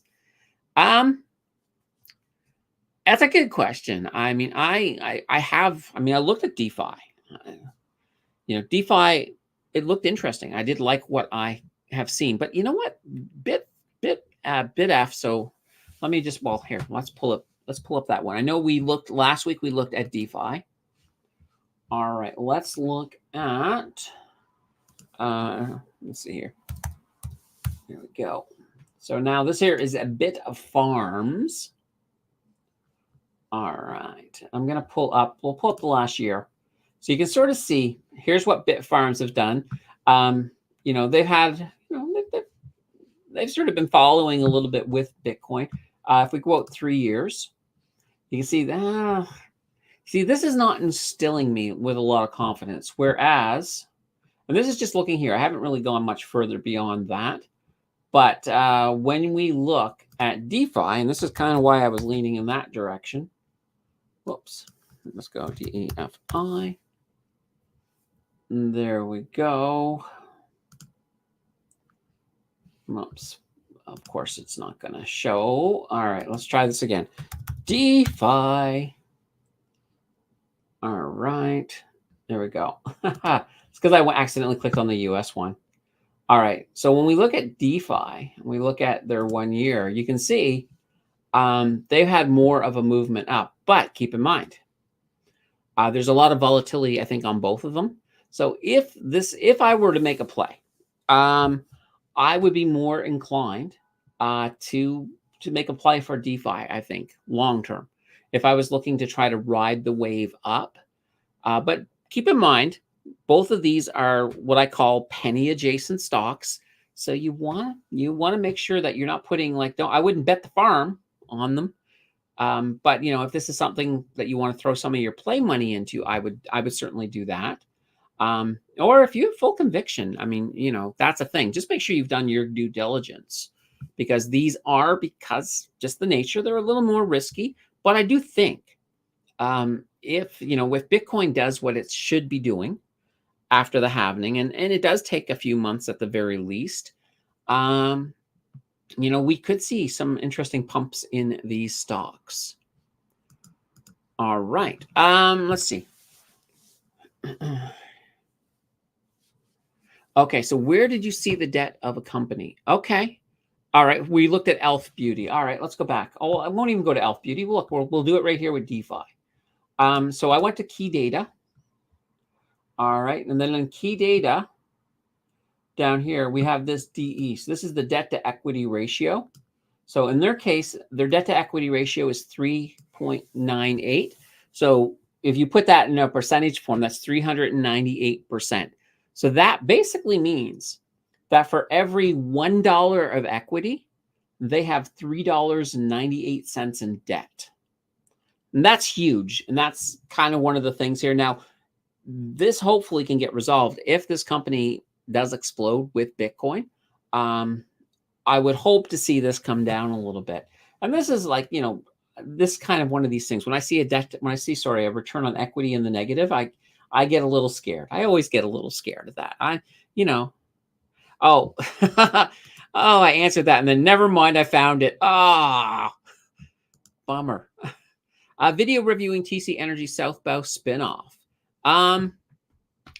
Yeah, throw it over on the Discord in case I forget. Throw it in there and put it in. I should actually create a new field over there just for video suggestions. Videos you guys would like to see. Let's see. Jordan says the problem with lithium is it is volatile, both in raw form as well as in the markets. It's dangerous as a battery, and as a powder, I see lithium batteries on the way out. Yes, exactly. That is exactly right. Once these sodium batteries can work as well as the current lithium ones, lithium's in trouble. And that's why I'm saying pay attention. Pay attention. Let's see. Abalash says, do you know of any good biomass companies making biogas from organic waste on TSX or the New York Stock Exchange? Not that come to mind. That's one of these things where I'd have to take a gander to sort of see. But no, I don't have any off the top of my head. Does anybody? You guys are all smart. Throw Abalash a bone here and let us know about a good biomass company. Paul says CLSK CleanSpark is supposed to be better Bitcoin miner. Okay, interesting. CLSK. Well, we're still here. Let's take a look. CLSK. So CleanSpark. I like the name. It makes me think that they're doing green Bitcoin, but all right, we'll take a look here. Oh, I like the fact that they're not a penny stock. So we can see they've come down, but they've come back up a little bit. Let's go and take a look here at their data. All right. Oh, look at this. Now we're talking. We got next to no debt, 1%. A 1% debt to equity ratio. Return on equity is in the positive. Return on assets is in the positive. So yeah, definitely a good. And another one that I like as well is some people like Hut. So Hut 8. All right, we'll pull them in. We'll take a look here. We'll go to their 1 year. Yeah, they you know what? They have I'm not liking the looks of that right now, but they have at one point. At one point, I used to actually swing Hut 8, but I haven't touched them in a while. So let's take a look here. I think your CleanSpark is actually exciting me more than Hut 8 right now. Let's see. Yeah, well, they owe more. They have a 16%, but that's crazy. 64.36% return on equity. It's an interesting thing, but there's a lot of them like this. All right. And let's pull back up a Big Me once again. Let's see. I tried to invest in battery recycling, but it just has no growth. Recycling and everything should have more growth given our future needs. You would think that. Yeah. Let's see. Sandra B says, can you take a quick look at QBR.A? Of course. Let me pull this back up. QBR. Whoops. Helps if it types. QBR.A.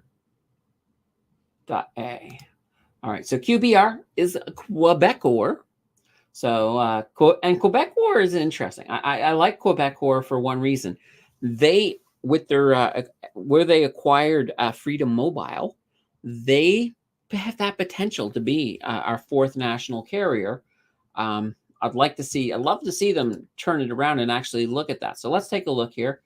They've been kind of moving. Now, keep in mind, the telecommunication sector has not been doing great. So, if you look at Bell, you look at Rogers, you look at TELUS, they're not that much better. But look at this little jump here. I wonder what's going on there. Did they? I don't know what's going on there, but they have a half decent yield, 4.115. I expect to see a little bit of debt in here, but I could be wrong. Nope, here we are. 436%. So they got a good amount of debt, but they have a half decent return on equity, 42.76%.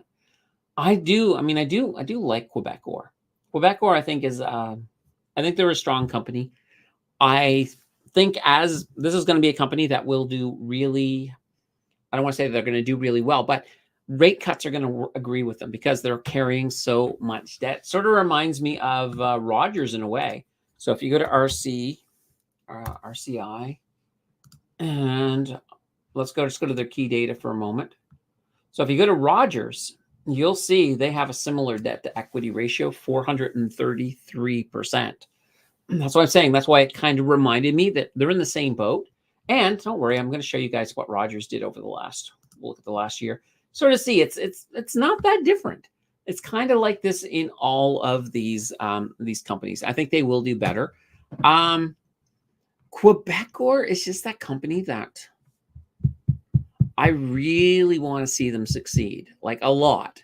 So, but I think, yeah, I think they will do better with, of course, rate cuts. So I think all of the telecommunications, like I know my horse is on Bell at the moment, but I'll tell you, Quebecor is one that if I had to think about a second, Quebecor could be it. Could be. All right. What is a good percentage range for debt to equity? Depends on the company. It depends. Well, I don't want to say the company, the sector. So, for example, if you have a royalty stock, royalty stocks have traditionally very low debt to equity ratio. Why? Because they're just holding royalties and getting paid for the fact that they own them. So they don't have a lot of overhead. There's not really that need to run up a lot of debt. But on the other end of the spectrum, you got a bank. Well, holding debt is what a bank does. And if you think about it, if I go into a bank and I give them my $10, so they have to hold, basically, I think it's 10%. So they would have to hold $1. And then the other $9, they can basically use it for whatever they want in the fractional reserve banking system. So that actually creates, though, when it comes down to the paperwork, that whole $10 is technically debt on their books because they don't own that $10. I do. So they owe me that $10. Even though I'm letting them hold it, I'm letting them use it. So for that reason, all of the deposits in banks, that all adds up to debt. And they have an insane amount of equity too. But that is why they're always going to have more debt than equity in most cases. I have run into banks. I think I've run into a bank at one point that had a debt to equity ratio that was low. And I was like, what? How? But it's a normal part of banking. So banking and a lot of financial people that hold mortgages, things like that, they're going to have higher than normal debt to equity ratio. So you can't really compare like a bank to a royalty company, or you can't compare a bank even to a utility company. And utilities do tend to hold more debt as well, but not in the same league as a bank.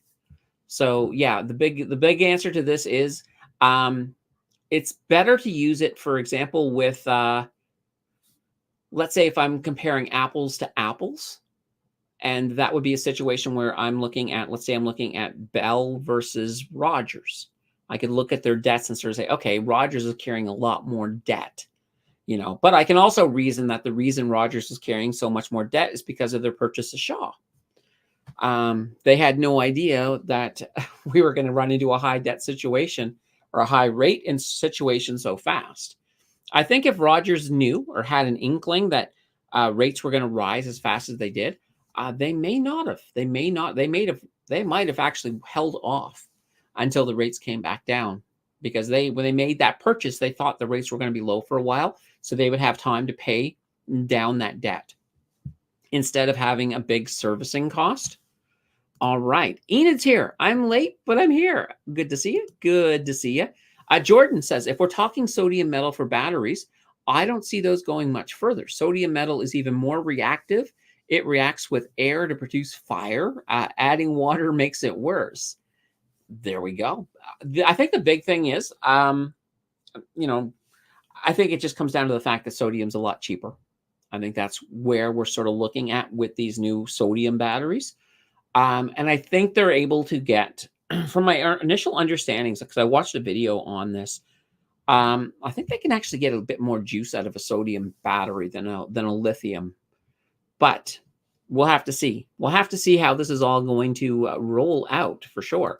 Paul says there's supposed to be methods for swinging back and forth between Bitcoin or ETF and MSTR, so MicroStrategy, Tesla, CLSK, depending on the charts, called the ATR model. Now, I've not heard of this ATR model, but I'm kind of interested. I may have to take a gander at that, Paul. Do me a favor, post a link to the ATR model if you have one over in Discord. I'd love to go take a gander at that. GR says, thank you for all the info. I'm always looking for opportunities in the TSX. Whenever you see one, I would appreciate the heads up, even a short YouTube. Thanks. Yeah, absolutely. One of the things I can definitely say is join the Discord, because I will certainly, if I see something in the news that I think is worthy of, that may impact the market, I'll certainly drop that over. But I also will make, I need to make more shorts. It's just one of these situations where I think a lot of YouTubers are really annoyed at shorts, because it's one of these things with a YouTube video, right? You get your AdSense and everything else. You get a short. Even if your short explodes, you're still talking pennies. It's literally, yeah. And then there's also issues with if you have people who find your channel by shorts and they're not interested in your long form content, they just want the shorts. What ends up happening is when they serve out your video, so when I put up a new video, they serve it out to a test audience, and anybody who's in the shorts category who gets that in the test thing, they're not going to look at it because they're not interested in the long form. They're only interested in the shorts. So that sends an erroneous information to the YouTube algorithm that then tells it, oh, well, people aren't liking this one as much. So then it doesn't push it out as much more after that. So it can kill a video for that reason. So I think they need to fix shorts so that that doesn't happen. Even if it's a situation where it's like, if I release a long form video, only push it out to people who are watching my long form videos to test it. That's all they have to do. Don't push it out to shorts, people. And then if you keep those separate, then it wouldn't be an impact. And I would definitely make more at that case, because, they're not hard to make. I could even clip shorts out of things like the live stream in that as well. But right now, it's just the way it works. Like right now, so what I've been doing lately is I've only been making shorts like 2 a month for Blossom, that I do throw on this channel as well. You can tell the Blossom ones because they have that green background. Friggin says the $9 is allowed out to make more money. Oh yeah, it's loaned out to make more money off of it. It's a whole cycle. It is. And a lot of times what'll happen is, right? So when you're talking fractional reserve banking, so let's say, for example, they hold one of your $10, they loan out $9. Sometimes they'll loan that $9 out to another bank. Then that bank only has to hold 90 cents of that, and they can then loan out the other $8 and $8.10. And then it keeps on going. Each bank can loan it to each other, and before long, there's a lot more money out there than actually exists. So that $10 that you put in there, by the time it's finished, it might be propping up, a couple $100 that's out in the system. So it's kind of funny. Abalash says, let's see, Quebecor seems to have higher debt to equity ratio compared to Bell or TELUS. And that's true. Absolutely. Because they're in, like I said, they're in the Rogers area when it comes to debt. Would lower DE be more important or a lower PE ratio when selecting a stock? I like to look, for me, I look at both. I mean, obviously, if it's a company that is in a debt field, so for example, if it's a bank, I'm not super worried about that DE ratio. I would put more credence on the PE ratio than I would on the DE. But at the same time, if it's a company that I don't think should have a lot of debt, then I'm going to put more credence on the debt to equity ratio. And also, I look at it this way. So when you look, as I mentioned earlier, if they have a high PE ratio, to me, that's not a, oh my God, they have a high PE ratio. Once again, I'm going to do a couple of things. One, I'm going to look at their peers. I'm going to say, what type of PE ratios do their peers have? If the whole sector has high PE ratios, then I'm like, okay, I'm not worried about that PE ratio. because you shouldn't be really comparing. Like if I have two completely different companies in two completely different sectors, their PE ratios are meaningless to each other. So it's just one of those things that I do sort of put into things. What is this here? Candace, are you looking for new locks per the ads on the right? Oh, is there an ads for a lock on the right? I don't know. Let's see. Bitfarms also has no debt. There we go. Then that's good. I do like that part. Yeah, especially I look at it this way: when you're, and the funny thing is, when you're looking at a Bitcoin miner, I can understand them actually taking on more debt right now to expand. Because if you're looking at a situation where it's now harder to mine Bitcoin, why not expand? Especially if Bitcoin's going to explode in a few months, why not expand? Why not take into that? And there was I think, was it last week? We had a news article as well about some of these, some Bitcoin miners are even loaning out parts of their equipment to AI. So, there's lots of opportunity out there. So, we'll leave it at that for now. Jordan says, making a product based on price over safety. Go mankind. I know. We're not always that great. Al says, I prefer shorts. My attention only holds so long. Yeah. And that makes sense. And a lot of people are that way. Like they love the shorts. Like even when it comes to my long form, like I do my darndest to not let things get too long. Like I think 8 minutes is a perfect length of a video. Now with a live stream, I'll go as long as if people are here and people are really communicating, I'll go longer because, I know the way it works. So the people who are in the stream at the beginning are, some of them are there. Some people are like awesome folks and they're just here the whole time. And I'm like, you guys rock.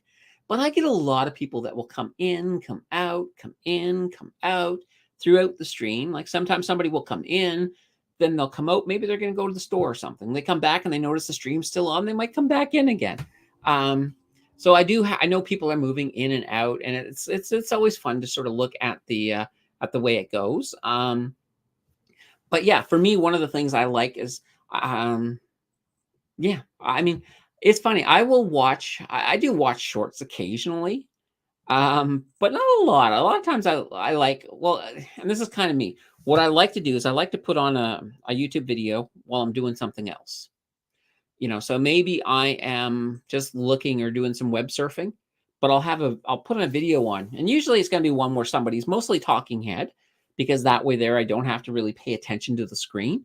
I can just listen to it. So for example, I'll give you a perfect example of this. Beavis Wealth. So Mark Beavis always gives his news version, as he does that twice a week. So, he kind of, it's funny, a lot of times he's covering some of the exact same stories I covered on this week. But yeah, I like to throw him up on the screen. I'll listen to him off on the side as I'm doing something else. All right. Plus there's no ads. Yeah, that's always good. That's always good. I know. And you know what? I'm kind of that person. Like I hate ads, but at the same time, that's how I get paid. I get paid with the ads, so I have to kind of be a fan to a certain extent. 9 says, didn't they remove the fractional reserve requirement during COVID so the banks didn't have to hold any cash? I heard something, but I'm not 100% sure on what they did with that over that. I think they may have loosened things up a little bit, but my understanding is that now that COVID's over, it would be back to the old way, but we'd have to take a look. Let's see. How do you find an investor or person on Blossom? Well, there's a whole bunch there. This is kind of the way I would do it. I guess if I'm over on Blossom, I would. Let me just give me a second here. Let's actually pull Blossom up here. I'm going to pull the app up where we can actually see it. All right, here we go. Come on, it's loading. All right. All right, so here's Blossom right here. I thought I could make it bigger. Oh, well. Anyway, you can see it a little bit here. So you got your typical scroll, and you got all of your different people that are in there talking. So kind of the way I would do it is, I would just sort of interact with people initially. Now you can in Blossom as well. So this here is, actually, I think here, let's enter full screen on Blossom. Well, that's a little better, a little better. So one of the things that you can do is a few things. You can go to following. These are the people that you follow, so you can go down and see them. This is just a passive. So this whole thing here, like your main feed, one of the things that Blossom has been talking about is trying to give preference to people who are in your country, people who are maybe closer to you. And that's cool. But you've also got the news section where you can go over to the news, and this just gives you a whole bunch of news stuff in here as well, which is kind of good. I'm all fine with that. But let me go back here for you. And I've talked about this learning thing before. This is something that is part of the thing. So right now there's $13.50 that I could earn just through different things here. Just trying to see, where are the let's see here. Oh yeah, so here's some of the BMO education ones. So for example, if I watch this video on asset allocation ETFs, they give me 50 cents. It's just simple as that. And there's one on index investing that pays 50 cents, fixed income, 50 cents, 50 cents. And these are all pretty darn short. So that, yeah, like 8 minutes. There's 5 minutes for 50 cents. So you can get all of that stuff, and that all gets put in. So right now, well, here's my wallet. So I've watched a few, and I've had a few people send me change. I got like $19 sitting there, and I can withdraw it if I want. So there's definitely things that you can do over here on Blossom. But let's see here. So you do have a search thing up here. So you can search investors, post stocks. So it will give you suggestions on people to follow. So there's Paul Santori. I don't follow Paul Santori. There we go. I'll follow Paul. And it will give you some of the most visited stocks, some of the top things this week. So Canadian and T-shirt. Or, come on, Nan, you want to say it, Banana Bread in a T-shirt has come out with capital gains tax increase video. So, and it just kind of ranks it here, and Rena and Mo, a few different people here. Yeah, so it just sort of pulls it all together, and it's kind of cool. Now you can search for investors. So for example, let's say, for example, you were looking for me. You could do a search on Mountain Finance, and what pulls up Paul. Here's Paul. And this is Paul actually sharing a Mountain Finance post. So, it's pretty cool. Different ways you can do. I'm surprised it didn't fold me up. Bradley, why is Bradley up there? I must have replied to something on that. Anyway, as we can see, wow, Paul, you have really posted a lot of links to the live stream. That's fantastic. I love it. I love it. This is great. But yeah, or let's say, let's just try something else. Let's say you have somebody who you like Brandon. So Brandon Beavis, we'll put him in here. I probably misspelled Brandon, but that should still work. And here he is. So it brings up people. You can find people that way. I know they're trying to expand it. One of the things that they're going to be doing soon, and let's exit out of full page mode. Bring this up. One of the things they do have on their agenda is direct messaging. That's coming in pretty soon. So you'll be able to message, send me a direct message. But you guys can all do that over in Discord anyway. But they keep improving things. It's good. All right, let's see. Where was I? Oh, right here. Mark is great. Yeah, absolutely. How did you get to the learn section? How did I get to the learn section? All right, let me go back there. I'll bring it back up one more time. All right, and let's get out of here. Let's go to the home. So if you'll notice here at the bottom, I might have to go full screen again. So you got a couple options. You got home, you got markets, and then you got learn. So it's one of the tabs right there on the bottom. So when you click on learn, it brings up the learn and earn section. And then you can just go through, watch some videos. I think they give you little quizzes at the end, but they're really easy. And if you get it wrong, it just lets you keep trying it over again till you get it right. It's not very hard. And down here, here's Global X. They have this one for 50 cents, 50 cents. Harvest has a bunch. So, a lot of these different people, most of them are 50 cents from the looks of it. So, yeah, all of these 50 cents. Oh, here's one. $1. I've already earned that, though. I think I've watched both of those ones. But here, the natural path to AGI. I get earn $1 for just watching 2 minutes. So that's not too shabby. All right. Let's pull this back. Oh, and Enid was just answering. There we go. Enid told you as well. Let's see. Chat GPT says both Canadian and U.S. banks have fractional reserve requirements and says they did remove the requirement during COVID. Okay, there we go. There we go. I had heard something about that, but I'm assuming it's been put back in place. But once again, I probably need to confirm that. Let's see. Beavis Banana Bread. Let's see. Oh, I see. She had different pitches on YouTube and Blossom. Yeah, sometimes. And also Discord, I think it's a different picture. Well, I changed the picture on Discord when the scammers were trying to impersonate me, and they changed it right away too. It was like, it was a mute point. Let's see. King of Day. Hey, Candace, you were going to find out for me if you can set auto purchase ETFs on NB DB. King of Day, I did not find out. Let's see here. But I am going to. This is what I did the other day for. All right, give me a second. I'm doing a screenshot of this right now, so that we're there. Bang. All right, I will find out. I will find out this week for you if they have that. I have to go digging around a bit, but yeah, I will do that for you. Okay, and I apologize. I totally forgot.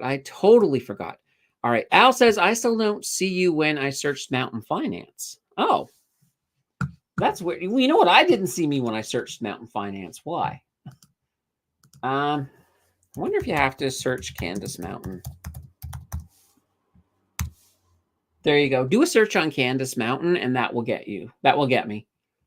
Because, yeah, I think that's because my username is Candace Mountain, or at least it says Candace Mountain, but then my tag is at Mountain Fine. Anyway, yeah, just do a search on Candace Mountain, and you got me. Simple as that.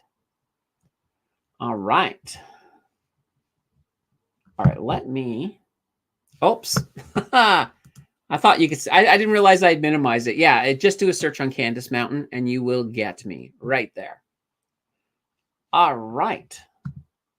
Let's. All right, we're heading to the end. If you guys get any last second questions, drop them in the chat right now. I'll have a drink of coffee here while you guys do that. But yeah, we're in the wrap up section.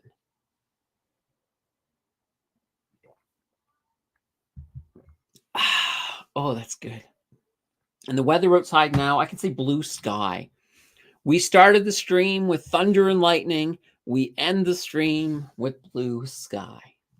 It's like our financial chat and the power of our community changed the way. Yeah, it's just science. Sorry. I thought it would be funny to say that otherwise. All right. Okay, well, we don't seem to have too many questions here, but I will just point out, coming up on Tuesday, we have a very interesting video coming out. We're going to look at some bargain total return stocks. I know the last time I did bargain stocks, you guys really, really loved it. So we're doing it again coming out Tuesday. And I found some pretty good stocks, I think one of them has a year to date so far this year, almost of 100%. Almost, not quite, but almost. So just something to keep in mind. We do have that coming up. All right. And lastly, we got Tyrone in the house who's saying, got any thoughts or ideas on Uber? All right. I'll tell you. I guess I can tell you a little story. I cannot use Uber. Here's a reason why. When I got I changed my number a couple of years ago because I still had a Nova Scotia number. So I finally changed it to an Ontario number. Well, my number was associated to somebody by the name of Angela. and she had an Uber account.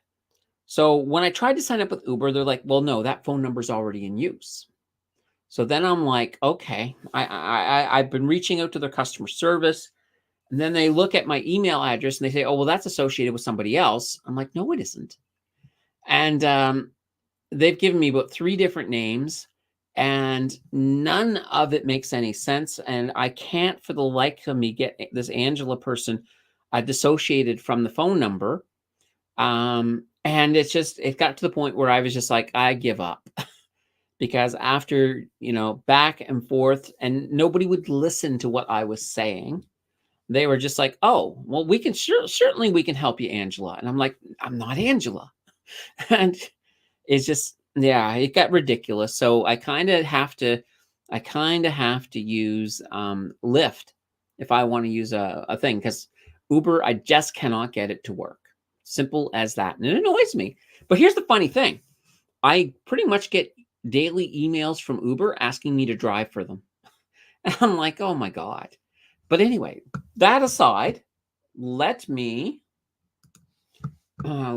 see here. We'll pull up Uber here for you. Oh, here we go. There we go. All right. We'll take a gander here. I haven't looked, I will admit, I haven't looked at Uber in a while. So we'll start with our 3-year. We'll take a look. Wow, that's disappointing. Let's try their 1 year. All right, we can at least see them on the 1 year. Sometimes I find with some American stocks, it gets a little bit weird. But this is looking good. I mean, Uber right now, they have a pretty good market share. You can take a look. They're still in their growth section. Let's come over to our key data, take a gander down here. So debt to equity, 101%. So their debt's a little high, but they're still technically, they're not that old. So I can understand that. What I would be interested to see if I was going to look deeper is basically going into the past and looking to see, has this debt to equity ratio changed? What was it 5 years ago? Well, maybe not 5 years ago. I don't know exactly how long Uber's been around, but the return on equity, not bad. Return on assets, it's okay. So, I think Uber is fine right now, but then I kind of see, yeah, Tyrone is like, yeah, that's no good to hear. They were unhelpful. They were very unhelpful. Bad customer service. I guess you are officially Candace Angela Mountain. Oh, that's actually really funny. The reason that's really funny is that my middle name is Angelica. So anyway, that is funny though. I'm just putting that out there. I normally would never bring up my middle name, but just because you came so close, so close. So Uber is under fair value at the moment, and so is Lyft. But yeah, and this here is of course a concern. So the Tesla robot taxi is coming. But here's the thing. I don't think this is going to happen fast. Not as fast as Elon seems to sort of imply. I think a lot of it is, first of all, he has to get the okay. He's probably going to need to run it in maybe one city first. I can't see him just going wide scale with it. So I think you've got time. I think you have time. I don't think it's an imminent threat to Uber at this point. Maybe down the road, but not at this point right now. Oh, we finally get a QQCC update from 9. 1.2 shares now. Ooh, you're getting there. You're rocking it. You're rocking it. Ian says, I read your paragraph on BHP. They are supposed to be cyclical. I'm way back at the beginning of the stream. Okay. Fair enough. All right. We're going to leave it at that. We've been going at this for 2 hours, 10 minutes. We will be back here, of course, on Wednesday. And Wednesday, I will give you an opportunity to win Friday if but we won't be on Monday. But there will be a video, of course, on Tuesday. And I'm going to put out the vote probably tomorrow for the next deep dive. And we're going to do 2 ETFs. both PDIV and XEI, they've both been doing so well, but they both keep on just missing. So we're gonna just give them a shot. We're gonna give them one shot. One's gonna get a deep dive, the other's gonna go home. Simple as that. We're gonna do both. Well, I'll put that vote up for you guys tomorrow. So that'll be fantastic. It's gonna be awesome. All right. And hey, you're welcome, Tyrone. Thank you for dropping by. You guys all, of course, Tyrone included, you guys all rock. You guys are a fantastic community. We'll be back again soon. I can't wait. Until then, everybody, have a fantastic whatever's left of the weekend. Bye, everybody. I think.